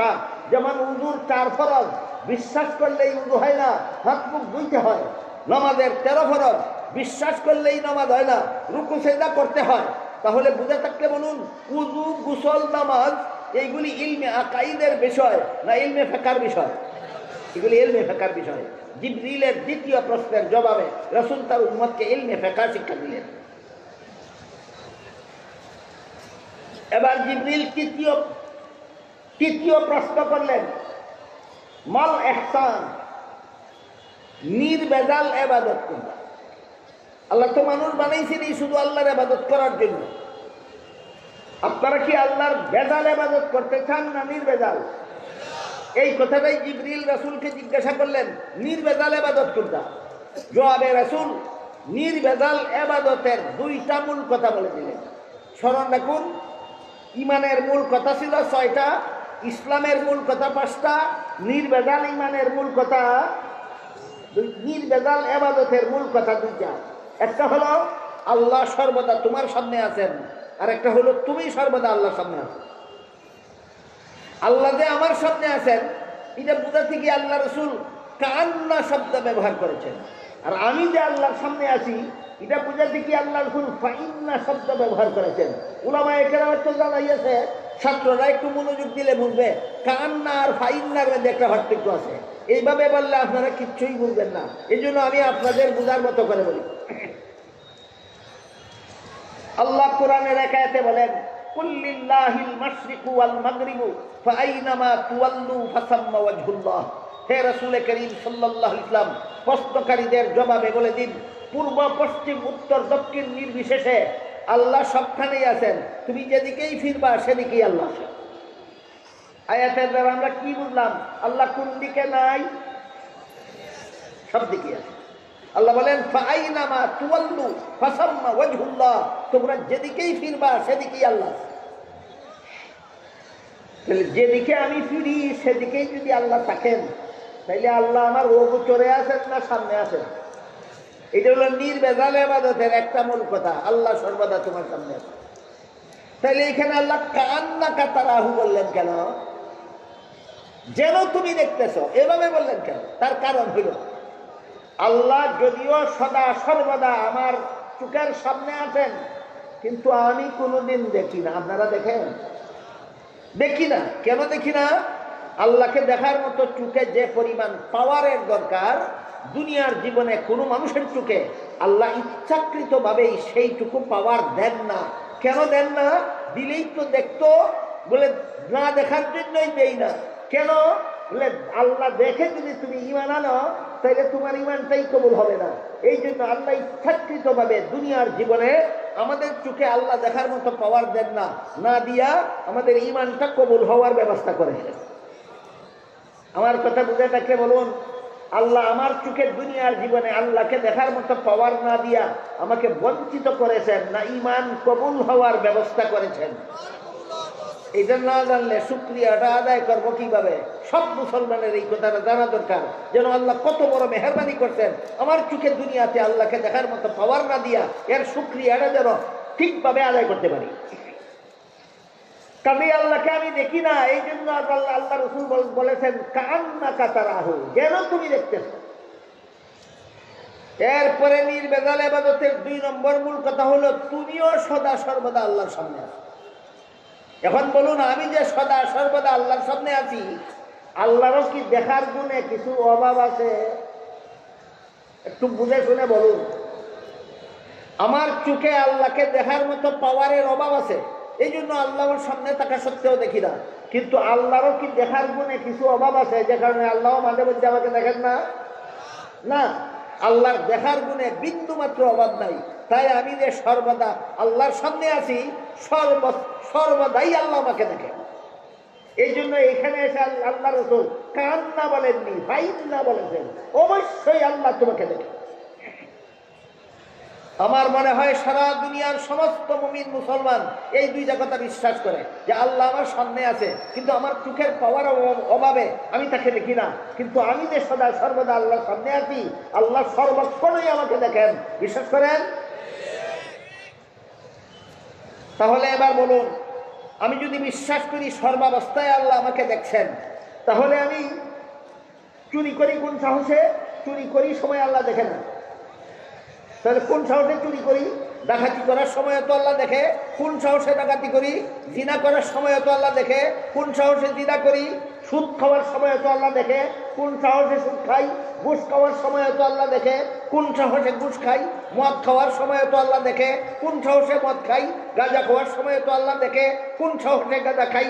দুর্নীতি করার সময় তো আল্লাহ দেখে। কোন সাহসে দুর্নীতি করি? জালিয়াতি করার সময় তো আল্লাহ দেখে।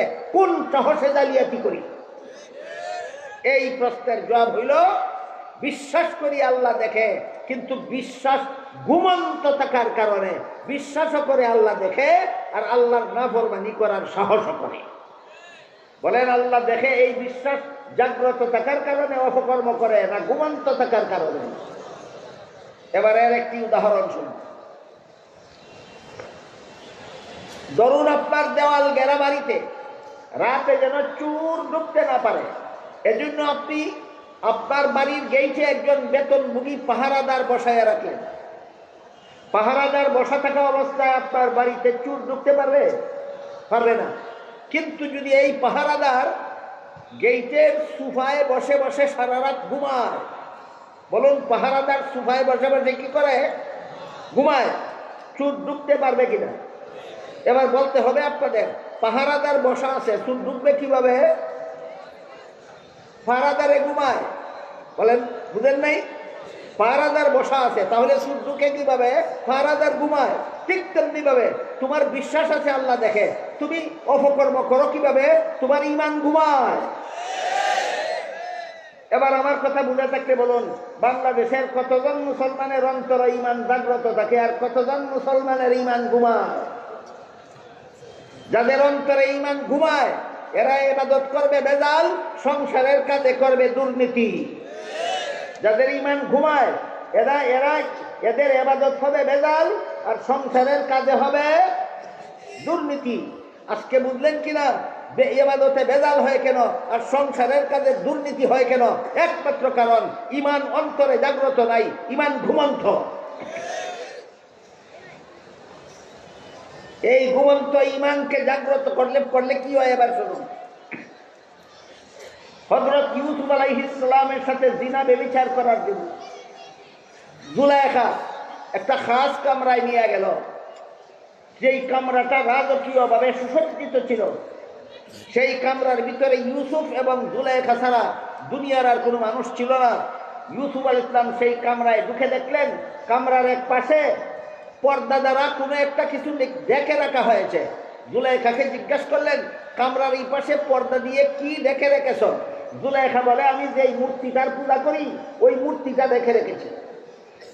ইউসুফ আলাইহিস সালাম বললেন, মূর্তিটা দেখে রাখলা কেন? জুলাইখা বলে, এই মূর্তির সামনে যেহেতু আমি এটার পূজা করি, তাই এই মূর্তিটার সামনে তোমার সাথে জিনা করতে আমার লজ্জা হয়, এই জন্য ডেকে রেখেছি। ইউসুফ আলাইহিস সালাম জিজ্ঞেস করলেন, মূর্তি না দেখে তার সামনে আমার সাথে জিনা করলে কি মূর্তি দেখবে? আপনারা কি বলেন, দেখবে? দেখবে না? জুলাইখা বলে দেখবে না। ইউসুফ বলেন, এটা তো ডাকলেও দেখে না, না ডাকলেও দেখে না, তাইলে ডাকলা কেন? প্রশ্নোত্তর বুঝতেছেন? জুলাইখা কয়, হ্যাঁ ঠিক আছে, আমার মূর্তি ডাকলেও দেখে না, না ডাকলেও দেখে না, তবে যে কারিগর মূর্তিটা বানাইছে চোখের মধ্যে দেখার ভঙ্গি দিয়া বানাইছে, এই কারণেই তার সামনে তোমার সাথে জিনা করতে আমার লজ্জা হয়। দেখে এই জন্য না, চোখের মধ্যে শুধু দেখার ভঙ্গি থাকার কারণে। ইউসুফ আলাইহিস সালাম বললেন, এই জুলাইখা, তোর মূর্তির চোখের মধ্যে শুধু দেখার ভঙ্গি আছে, আসলে দেখে না, তারপরও যদি এটার সামনে আমার সাথে জিনা করতে তোর লজ্জা হয়, তাহলে আমার আল্লাহ যে আসলেই দেখে, সেই আল্লাহর সামনে কোন সাহসে তোর সাথে জিনা করতে পারি? ঘটনা বুঝে থাকলে বলুন, ইউসুফ আলাইহিস সালামের অন্তরে আল্লাহ আমাকে দেখেন বিশ্বাস ঘুমান্ত ছিল না জাগ্রত?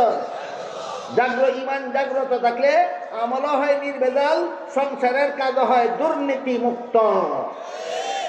ইমান জাগ্রত থাকলে আমলও হয় নির্ভেজাল, সংসারের কাজ হয় দুর্নীতি মুক্ত।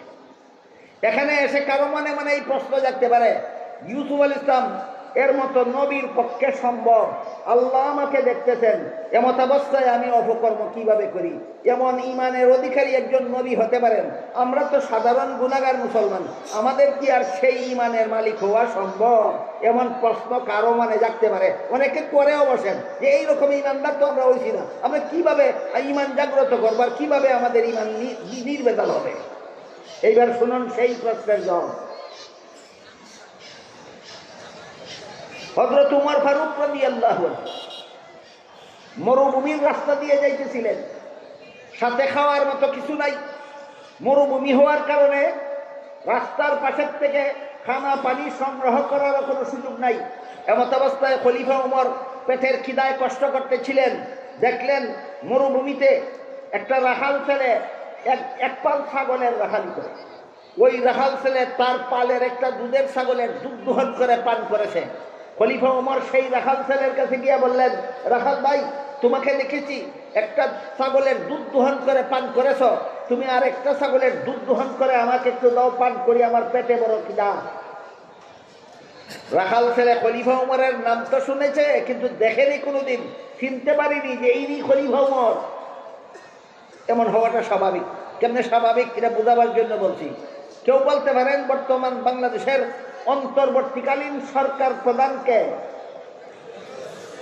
সবাই দেখেছেন, নাম তো সবাই চিনেন। এরকমই রাষ্ট্রপ্রধান যে হয় তাদের নাম সকলেই চিনে, সকলে দেখার কপাল হয় না। ওই রাখাল ছেলে এরকমই ছিল, রাষ্ট্রপ্রধান হিসাবে খলিফার নাম চিনে উমর, কিন্তু দেখে নেই কোনোদিন। তাই ওই রাখাল ছেলে খলিফা উমরকে না চিনে বলল, মুসাফির ভাই, এই ছাগলের পালের মালিক আমি না, আমি মালিকের বেতন মুগি চাকর। মাস শেষে মালিকে যে নগদ টাকা দেবে সেটাও আমার বেতন, আর রাখালি করার সময় পেটে খিদা লাগলে একটা ছাগলের দুধ দোহন করে পান করি, সেটাও আমার বেতন। তুমি যেহেতু আমার মালিকের বেতন মুগি চাকর না, কাজে মালিকের অনুমতি ছাড়া আমি তোমাকে এক ফোঁটা দুধ দিতে পারব। খলিফা উমরের আশা পূরণ হইল না, দুধ দিল না, কিন্তু এতে খলিফা উমর দুঃখিত না হয়ে মনে মনে আনন্দিত হলেন। কি ভেবে যে আমার পেটের খিদা গেলে গেল, না গেলে নাই, আমার দেশের একটা রাখাল ছেলে অশিক্ষিত, এত বড় আমানতদার, তার মালিকের অনুমতি ছাড়া মালিকের মাল কাউকে দেয় না, এতেই আমার আত্মাটা তুষ্ট। কিন্তু দুনিয়ার একটা ব্যতিক্রম অবস্থা, সেটা কি, যে যত বড় দুর্নীতিবাজ হয় সে তত চমৎকার বক্তৃতা দেয়। যে যত বড় দুর্নীতিবাজ তত বেশি চমৎকার বক্তৃতা। আপনারা বিগত বছরগুলিতে দেখেছেন যত বড় বড় দুর্নীতিবাজেরা কত সুন্দর সুন্দর বক্তৃতা দিত। খলিফা ওমর ভাবলেন আমাকে ঠকাবার জন্য এমন একটা সুন্দর বক্তৃতা দিল, না আসলেই সে আমানতদার, এটা আমার পরীক্ষা করতে হবে। তাই খলিফা ওমর এই রাখাল ছেলের বাস্তবতা পরীক্ষা করার জন্য বললেন, আচ্ছা ঠিক আছে রাখাল ভাই, তুমি যদি একটা ছাগলের দুধ আমাকে বিনামূল্যে না দাও, একটা দুধের ছাগল আমার কাছে উচিত মূল্যে বিক্রি করে দাও। এতে তোমার একটা উপকার হবে, আমার একটা উপকার হবে। আমার উপকার এই হবে, এই মুহূর্তে আমি ছাগলটা দহন করে দুধ পান করবো, আমার পেটের খিদা যাবে। আর তোমার উপকার এই হবে, তোমারে মালিক যা বেতন দেয় তো দিবেই, আর একটা ছাগলের মূল্য যে আমার থেকে পাইলা, যে বেতনের অতিরিক্ত পাইলা, এটা তোমার উপকার। রাখাল জিজ্ঞাসা করে, মুসাফির ভাই, তোমার কথা মতো একটা ছাগল তোমার কাছে বিক্রি করে আমি যদি পয়সাটা আত্মসাৎ করে ফেলি, মালিক যখন করে দেখবে পালের মধ্যে ছাগল একটা কম, তোমাকে তো জিজ্ঞাসা করবে না ছাগল একটা কম কেন, আমি রাখালি করি, আমাকেই জিজ্ঞাসা করবে, মালিককে কি জবাব দেবো? খলিফা ওমর বলেন, মালিককে বলবা ছাগল একটা বাগে দিলে নিয়ে গেছে। ফলের একটা ছাগল বাগে দিলে নিয়ে গেলে রাখাল ছেলের ফিরাবার কোনো ক্ষমতা থাকে না, কাজেই তোমার বিরুদ্ধে কোনো বিচার চলবে না, তুমি বেকসুর খালাস পাবে। এই কথা বলার সাথে সাথে রাখাল ছেলে, বলুন খলিফা ওমর সিনে না মুসাফির লোকটা? রাখাল ছেলে মুসাফির লোকটার উপর দারুণ ভাবে খেপে গেল, বলো, এই বেটা মুসাফির, আমার একটা কথা শুনে যা, আমি আমার মালিকের বিশ্বস্ত চাকর, আমি যদি বলি ছাগল একটা বাগে দিয়ে নিয়ে গেছে, আমাকে 100 ভাগ বিশ্বাস করবে, কোনো কৈফিয়ত চাইবে না। কিন্তু তুই বল, কাল হাসরের মাঠে আল্লাহ যখন জিজ্ঞাসা করবেন ছাগল একটা কি করছিলি, তখন কি জবাব দেব? আল্লাহ তো দেখবেন আমি ছাগল চুরি করতেছি। বুঝে থাকতে বলুন, আল্লাহ তো দেখতেছেন আমি ছাগলের মূল্য চুরি করছি, কাজেই শেষ বিচারের দিন আল্লাহর কাছে কি জবাব দেব? এই ভয়ে খলিফা উমরের দেশের একটা অশিক্ষিত রাখাল ছেলে দুর্নীতি করতে পারল না। কেন? সে একজন বড় নবী ছিল। নাকি ইমান জাগাতে পারলে অশিক্ষিত মূর্খ রাখাল ছেলেরও আমল নির্ভেজাল হয়? ইমানকে জাগ্রত করতে পারলে অশিক্ষিত রাখাল ছেলের ইমানও নির্ভেজাল হয়, সংসারের কাজ দুর্নীতিমুক্ত হয়। জিবরিল জিজ্ঞেস করলেন, নির্ভেজাল ইমান কাকে বলে? রসুল বলেন, নির্ভেজাল ইমানের মূল কথা দুইটা, একটা হলো আল্লাহ তোমার সামনে আছে, আর একটা হলো তুমি আল্লাহর সামনে আছো। এই দুইটা বিশ্বাস জাগ্রত করলেই তোমার ইবাদত হবে নির্ভেজাল, আর সংসারের কাজ হবে দুর্নীতিমুক্ত। নির্ভেজাল ইবাদতের দুইটা মূল কথা রাসূল বলে দিলেন, এর সাথে আরো যত আনুষঙ্গিক কথা কুরআন হাদিসে বর্ণিত আছে সবগুলিকে সবিস্তারে দলিল প্রমাণ সহ আকাবিরিনে উম্মত আরেকটি শাস্ত্রে বিন্যস্ত করেছেন। পরিভাষাগতভাবে সেই শাস্ত্রটাকে ইলমে তাজকিয়াও বলা হয়, ইলমে তাসাউফও বলা হয়। সারমর্ম হলো, জিবরিলের তৃতীয় প্রশ্নের জবাবে রাসূল তার উম্মতকে ইলমে তাজকিয়া শিক্ষা দিলেন। ইলমে তাজকিয়ার ডেফিনেশন হলো, আল্লাহর যে সমস্ত বিধিবিধান শুধু অন্তরে বিশ্বাস করলেও চলে না, শরীরের বাহ্যিক অঙ্গ প্রত্যঙ্গের দ্বারা পালনও করা যায় না, বরং বিশ্বাসও করতে হয় অন্তরের দ্বারা, পালনও করতে হয় অন্তরের দ্বারা। আমার ইমান ঘুমিয়ে আসে আমার অন্তরে, মুখে ডাকলে ইমান জাগবে না, হাতে ধাক্কা দিলে ইমান জাগবে না, পায়ে লাথি দিলে ইমান জাগবে না। ওই কথার মুরাকাবা করলে, অন্তরে ধ্যান করলে ইমান জাগ্রত হয়। কাজী ইলমে তাজকিয়ার ডেফিনেশন হলো, আল্লাহর যে সমস্ত বিধিবিধান অন্তরে বিশ্বাস করলেও চলে না, শরীরের বাহ্যিক অঙ্গের দ্বারা পালনও করা যায় না, বরং বিশ্বাসও করতে হয় অন্তরের দ্বারা, পালনও করতে হয় অন্তরের দ্বারা। এই সমস্ত বিধিবিধান জানার নাম ইলমে তাজকিয়া। জিবরিলের 3 প্রশ্নের জবাবে রাসূল তার উম্মতকে 3টা ইলম শিক্ষা দিলেন, ইলমে আকাইদ, ইলমে ফিকহ, ইলমে তাজকিয়া। ইলমে আকাইদ, ইলমে ফিকহ, ইলমে তাজকিয়া। বিদায়ের পরে বলে দিলেন, এই 3টা ইলমের নাম তোমাদের পরিপূর্ণ দ্বীন। 3টা ইলমের নাম আমাদের পরিপূর্ণ দ্বীন। এবার আসুন, আল্লাহ যে আয়াতে আমাদের ঐক্যবদ্ধ হওয়ার কথা বলেছেন, দেশ রক্ষার ঐক্য না ইমান রক্ষার ঐক্য? হ্যাঁ, ইমান রক্ষার ঐক্য। দেশ রক্ষার ঐক্যের মূলনীতি আছে মদিনা সনদে, আর ইমান রক্ষার ঐক্যের মূলনীতি আছে হাদিসে জিবরিলে। ক্লিয়ার হইল এই কথা? দেশ রক্ষার ঐক্য, রাসূলের আদর্শ মতো দেশ রক্ষার ঐক্য আছে কোথায়? মদিনা সনদে। আর রাসূলের আদর্শ মতো ইমান রক্ষার ঐক্যের রূপরেখা আছে কোথায়? হাদিসে জিবরিলে। রাসূল এই হাদিসে বলে দিয়েছেন, এই তিনটা এলিম হইল তোমাদের পরিপূর্ণ দিন। একটা এলিমের নাম ইলমে আকাইদ, একটা এলিমের নাম ইলমে ফিকহ, একটা এলিমের নাম ইলমে তাসকিয়া। আল্লাহ যে আয়াতে বলেছেন তোমরা ঐক্যবদ্ধ হও, সেই আয়াতে বলে দিয়েছেন দিন পালনের মাধ্যমে ঐক্যবদ্ধ হও। মর্ম হলো ইলমে আকাইদের সিদ্ধান্ত মেনে নিয়ে ঐক্যবদ্ধ হও। হে মুসলমানেরা, ইলমে ফিকহর সিদ্ধান্ত মেনে নিয়ে ঐক্যবদ্ধ হও। হে মুমিন মুসলমানেরা, ইলমে তাসকিয়ার সিদ্ধান্ত মেনে নিয়ে ঐক্যবদ্ধ হও। এখন যদি একজন ইলমে আকাইদের সিদ্ধান্ত মানে না আর বলে আসুন মুসলমান ভাইয়েরা ঐক্যবদ্ধ হয়ে যায়, নির্বাচন সামনে আসতেছে, এটা ইমানের ঐক্য না নির্বাচনী ঐক্য? এ ঐক্য মতলববাদী ঐক্য। এটা ইমানি ঐক্য না, এটা নির্বাচনী ঐক্য।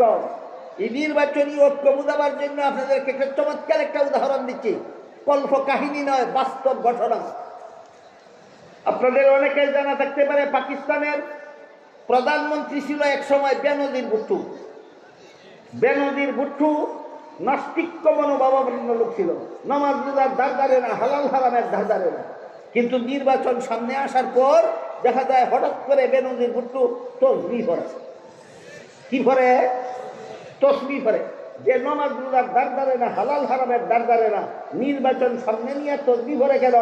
একজন আলেম জিজ্ঞাসা করলেন, প্রধানমন্ত্রী সামনে নির্বাচন আসতেছে, এখন আপনার তসবিহ পড়ার সময়, কিসের তসবিহ পড়েন? বলে আয়াতুল কুরসির তসবিহ পড়ি। আয়াতুল কুরসি কেউ কেউ চিনেন? এক শব্দ না, অনেক লম্বা আয়াত, অনেক লম্বা আয়াত। আলেম জিজ্ঞাসা করলেন, আয়াতুল কুরসি তো অনেক লম্বা, তুমি এত তাড়াতাড়ি পড়ো কিভাবে, এত তাড়াতাড়ি জানো কিভাবে? ভাই আমি কিছু শর্টকাট করে নিয়েছি। কিভাবে শর্টকাট করে নিয়েছ? ভাই আয়াতুল কুরসির একটা শব্দ আছে কুরসি, এর বাংলা অর্থ হইল গদি। আয়াতুল কুরসির একটা শব্দ আছে কুরসি, এর বাংলা অর্থ গদি। আমি সব কিছু ফেলাইয়া শুধু কুরসি কুরসি কুরসি কুরসি কুরসি কুরসি তসবিহ পড়ি। বলুন আল্লাহর তসবিহ পড়ে না গদির তসবিহ পড়ে? ঠিক তেমনি ভাবে নির্বাচন আসলে পরে আল্লাহ যেভাবে ইমান রক্ষার কথা বলেছেন সেই কথা বলে না, শুধু বলে আসো মুসলমান সব ঐক্যবদ্ধ হয়ে যায়। যে ইমানের ঐক্য না মুঠ হওয়ার ঐক্য? এটা কথা সত্য, মতলব খারাপ। কথা সত্য, মতলব খারাপ। যারা এই রকমের মতলব খারাপের অন্তর দিয়ে আপনাদেরকে ঐক্যের দাওয়াত দেয়, এদের ইলমে আকাইদের অবস্থা কি? আমি বলতাম যদি আপনাদের শোনার মতো ধৈর্য থাকতো, এদের ইলমে ফিকহ মেনে নেওয়ার অবস্থা কি? আমি বলতাম যদি আপনাদের শোনার ধৈর্য থাকতো। এদের ইলমে তাসকিয়া মেনে নেওয়ার কি পরিমাণ অবস্থা, বলতাম যদি আপনাদের শোনার ধৈর্য থাকতো। মাত্র কয়েক মিনিটে ইলমে আকাইদের একটা উদাহরণ দিচ্ছি। আল্লাহ পাক রব্বুল আলামিন পবিত্র কোরআনের এক আয়াতে বলেন, লা ইয়ানালু আহদিজ জালিমিন। এর অর্থ হলো আমি গুনাহগারদেরকে নবী বানাই না। এর অর্থ কি? আমি গুনাহগারদেরকে নবী বানাই না। কি বুঝলেন? এক দুইজনের বেলায় এই কথা না, সকল নবীর বেলা, সমস্ত নবীগণের বেলায় এটা আল্লাহর একটা নির্ধারিত মূলনীতি। গুনাহগারদেরকে নবী বানাই না, যাদেরকে নবী বানাই এরা জীবনে কোনোদিন গুনাহ করে।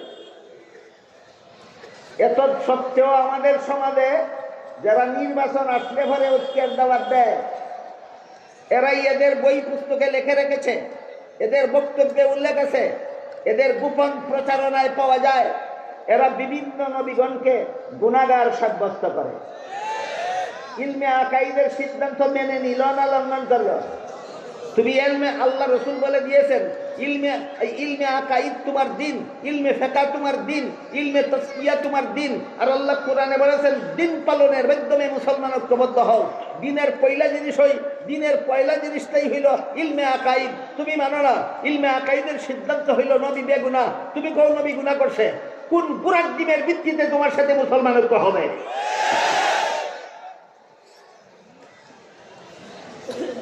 অনেক দিন যাবৎ আমাদের দেশে কিছু ব্যক্তি এবং কিছু দল নবীগণকে গুনাহগার পাপিষ্ঠ সাব্যস্ত করার জন্য অপপ্রচার চালিয়ে যাচ্ছে।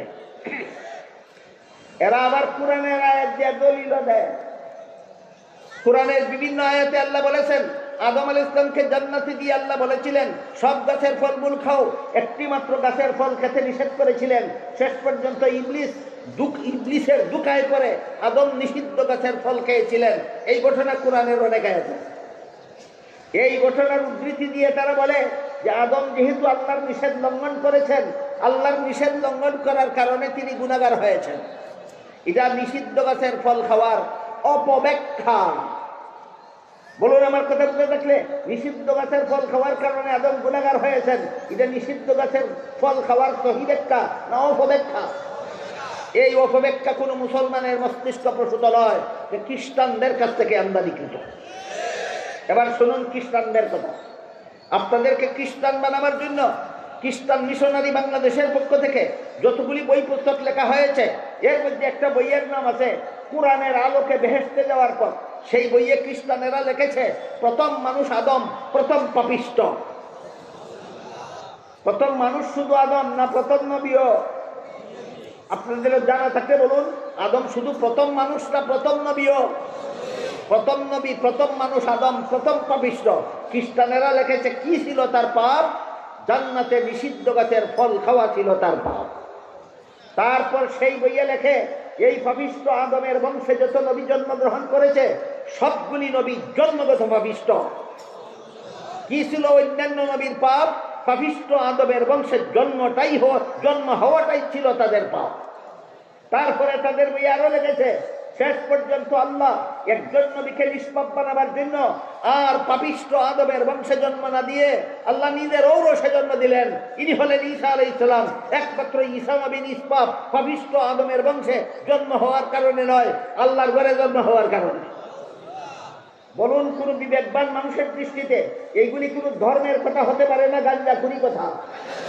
এই খ্রিস্টানেরা দুনিয়াতে কতগুলি গাঞ্জাখুরি কথাকে ধর্মের নামে চালিয়ে রেখেছে। এর ভিত্তিতে এই দুনিয়াতে ধর্ম নিরপেক্ষতার নামে একটা কুফুরি মতবাদের ফাউন্ডেশন স্থাপিত হয়েছে।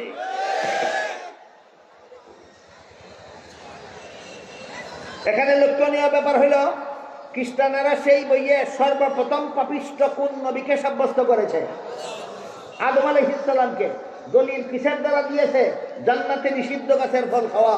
সুতরাং মুসলমান সমাজের ভিতরে তলে তলে তলে তলে গোপনে গোপনে গোপনে গোপনে যারা নবীগণকে গুনাহগার সাব্যস্ত করে, যারা আদম নবীকে গুনাহগার সাব্যস্ত করে আর নিষিদ্ধ গাছের ফল খাওয়াকে দলিল হিসাবে অবলম্বন করে, আমার কথা বুঝে থাকলে বলুন, সত্যই এই নবীকে গুনাহগার সাব্যস্ত করা এটা মুসলমানি মতবাদ না খ্রিস্টানি মতবাদ? সুতরাং মুসলমান সমাজে যারা নবীগণকে গুনাহগার সাব্যস্ত করার অপকর্ম চালায়, নিঃসন্দেহে এরা খ্রিস্টানদের দালাল। এরা যখন বলে আসুন ঐক্যবদ্ধ হয়ে যায়, তাহলে নবাব সিরাজউদ্দৌলার সৈনিকেরা কি মীর জাফরদের সাথে ঐক্যবদ্ধ হবে? যেমন ভাবে সিরাজউদ্দৌলার সেনাপতিদের জেনে শুনে মীর জাফরের সাথে ঐক্যবদ্ধ হওয়ার কোনো উপায় নাই, ঠিক তেমনি ভাবে নবীর সরল উম্মতের খ্রিস্টানের দালালদের সঙ্গে ঐক্যবদ্ধ হওয়ার কোনো উপায় নাই।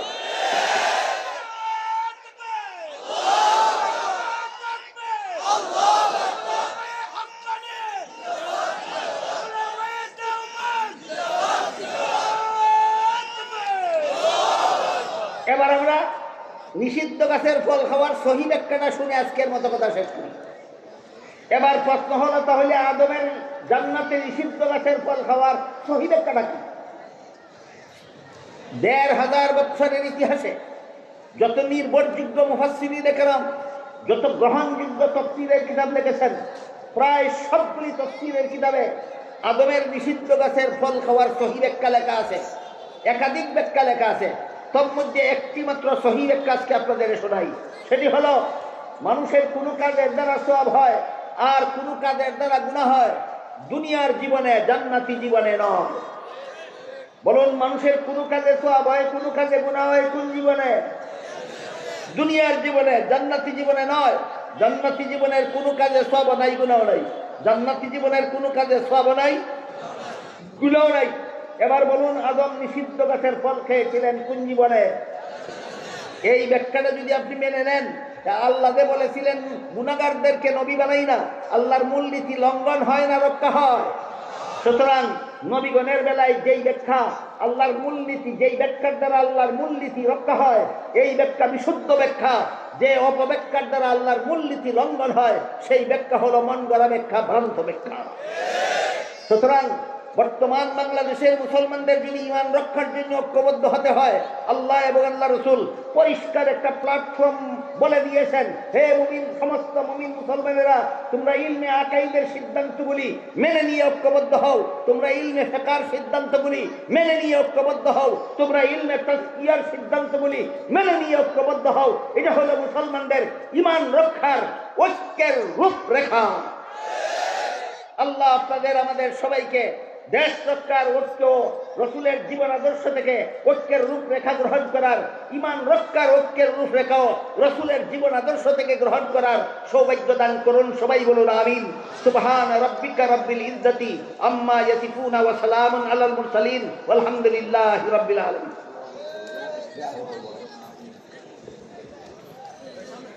আমরা এখন দোয়ার মাধ্যমে আজকে মাহফিল শেষ হবে। আমরা দোয়া করে তারপর যাই। জামিয়ার ছাত্র যারা আছে, আগামীকাল মাদ্রাসার ক্লাস বন্ধ থাকবে। আগামী বছর ইনশাআল্লাহ সিরাতুল নবী মাহফিল হবে জামিয়া জারিয়ার 5-6 ডিসেম্বর, শুক্র ও শনিবার। আমরা আল্লামা ফারুল রহমতুল্লাহ আলাই, আনোয়ার শাহ সাহেব রহমতুল্লাহ আলাই, আতর রহমান খান রহমতুল্লাহ আলাই এবং জামিয়ার যত উস্তাদ চলে গেছেন সবার জন্য দোয়া করব। পাশাপাশি আমাদের যত মুরব্বিয়ান আছিলেন কিশোরগঞ্জে সবার জন্য দোয়া করব। এই মাহফিলে আমরা যারা উপস্থিত হয়েছি, আমাদের আত্মীয় স্বজন যারা কবরবাসী হয়ে গেছেন তাদের জন্য দোয়া করব।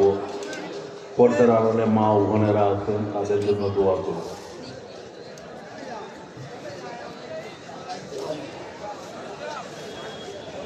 যারা দোয়াতে শরীক হবেন বসুন, আস্তাগফিরুল্লাহ দুরূদ শরীফ পড়ুন।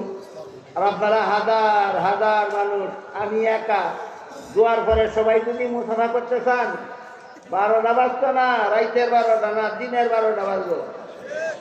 এই জন্য মেহরবানি করে দোয়ার পরে কেউ মুসাফার চেষ্টা করবেন না।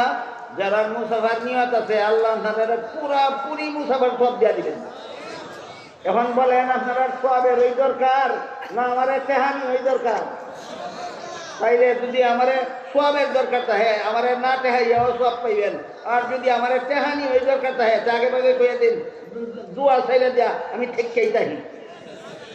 মেহরবানি করে কেউ দোয়ার পরে বোঝাবার চেষ্টা করবেন।